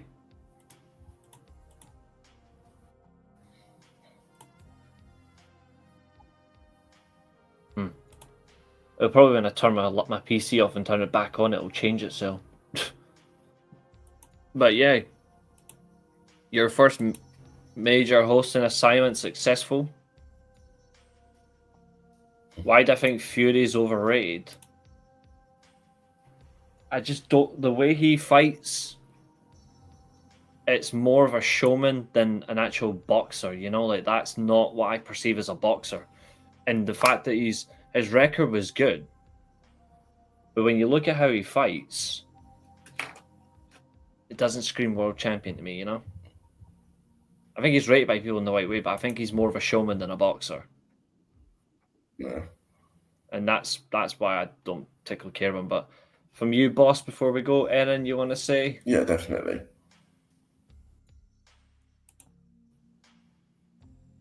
What are you thinking? Your closing statements.